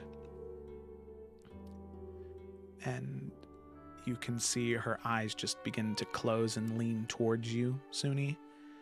And she stops and kind of places a hand on your chest and shakes her head. "It is not time." She looks to you, level with you, your same height. "Goodbye, Suni." No, wait. I don't understand. And it's not time for you yet. I look forward to our next dance, my love. And you can see she takes a step back and falls off the ledge. And as you go out to grab her, she's just too quick, and she falls for a few moments. As you look down and over, you can see these 2 wings sprout from her back as she just flies away into the night.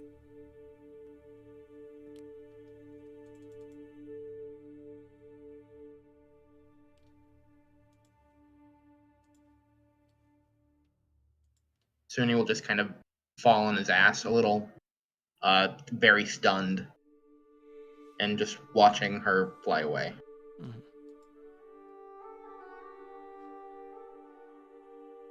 Giving him a moment, slowly Bianca will walk up behind him. "You don't remember her at all?"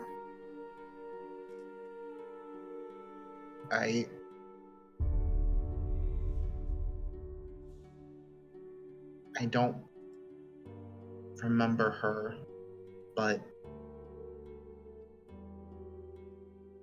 she's so familiar.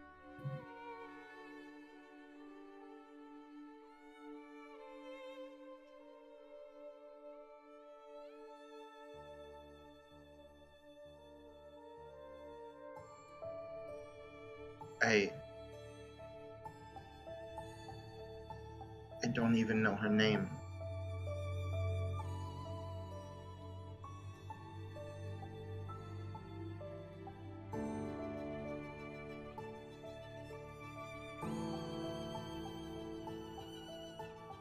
Well, you remembered that dance very well, so it's there. Somewhere deep, deep down. It's still there. I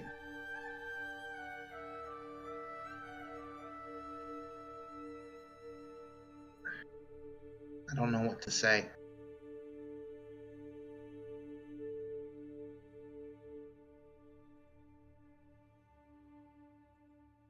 I'm not sure either.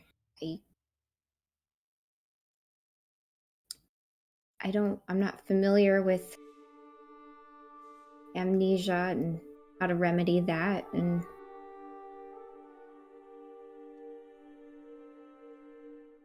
have you reached out to your goddess lately?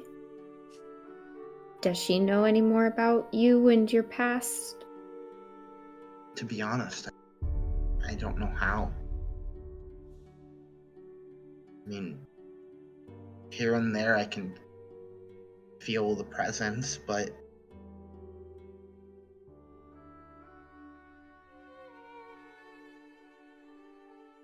I don't know why the last version of me would have done anything to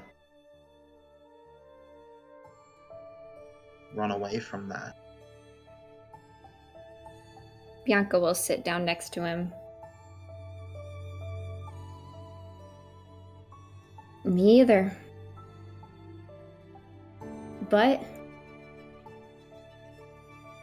regardless of how much more of your memory you will get, you're not the same person. Because you've grown and changed, and you have the experiences that you have now that you remember.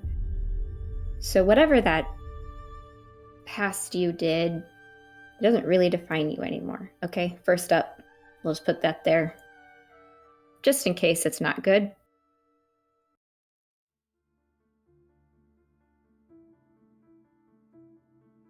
Did I not tell you? Tell me what? Wait, what do you know? What? So I don't really know how to make sense of any of it really, but when we were at Tier's Tier and all of that was happening, I learned that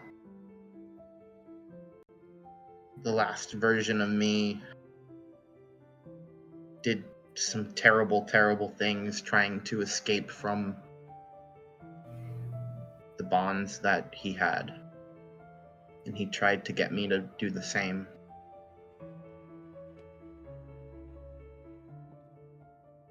I have so much I still need to figure out.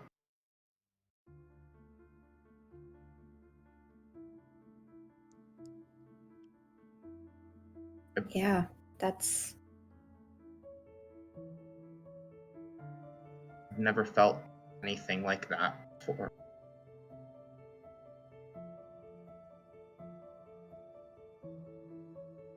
Suni, you can still feel the ring around your finger.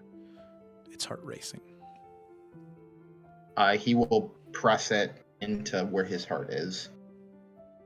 And he's going to do some deep, deep, deep searching to see if he can remember anything else, whether it's a name or anything about anything. Yeah.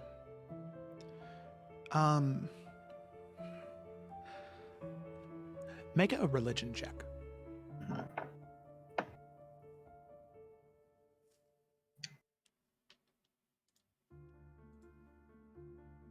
Religion check.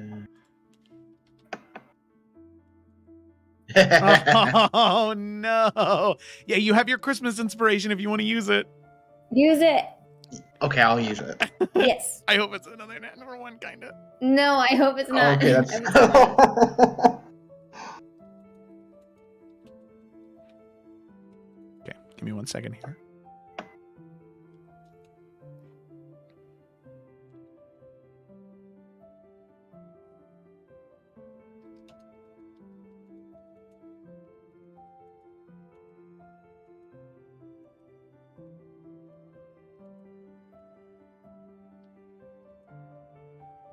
Sorry.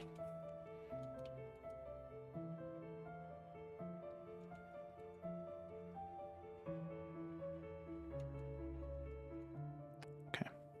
So, Suni, you can feel this connection strengthen. For a moment, it is so weak, being so far away from your time and place, being so far away from the reality you know,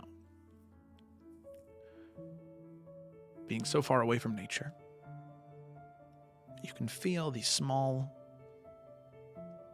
flowers begin to bloom from the cracks.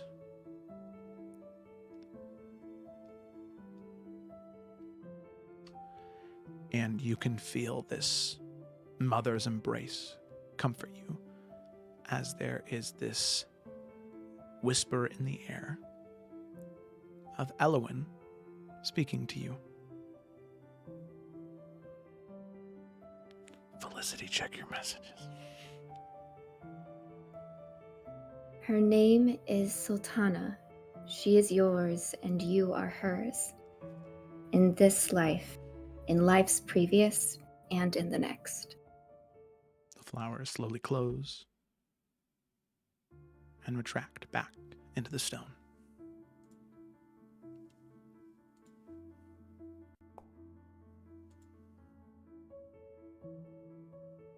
He's just gonna collapse into Bianca, not knowing what to do about any of it. She'll hold him. Not sure what emotional thing just happened right there, but she'll hold him. Sorry. Okay.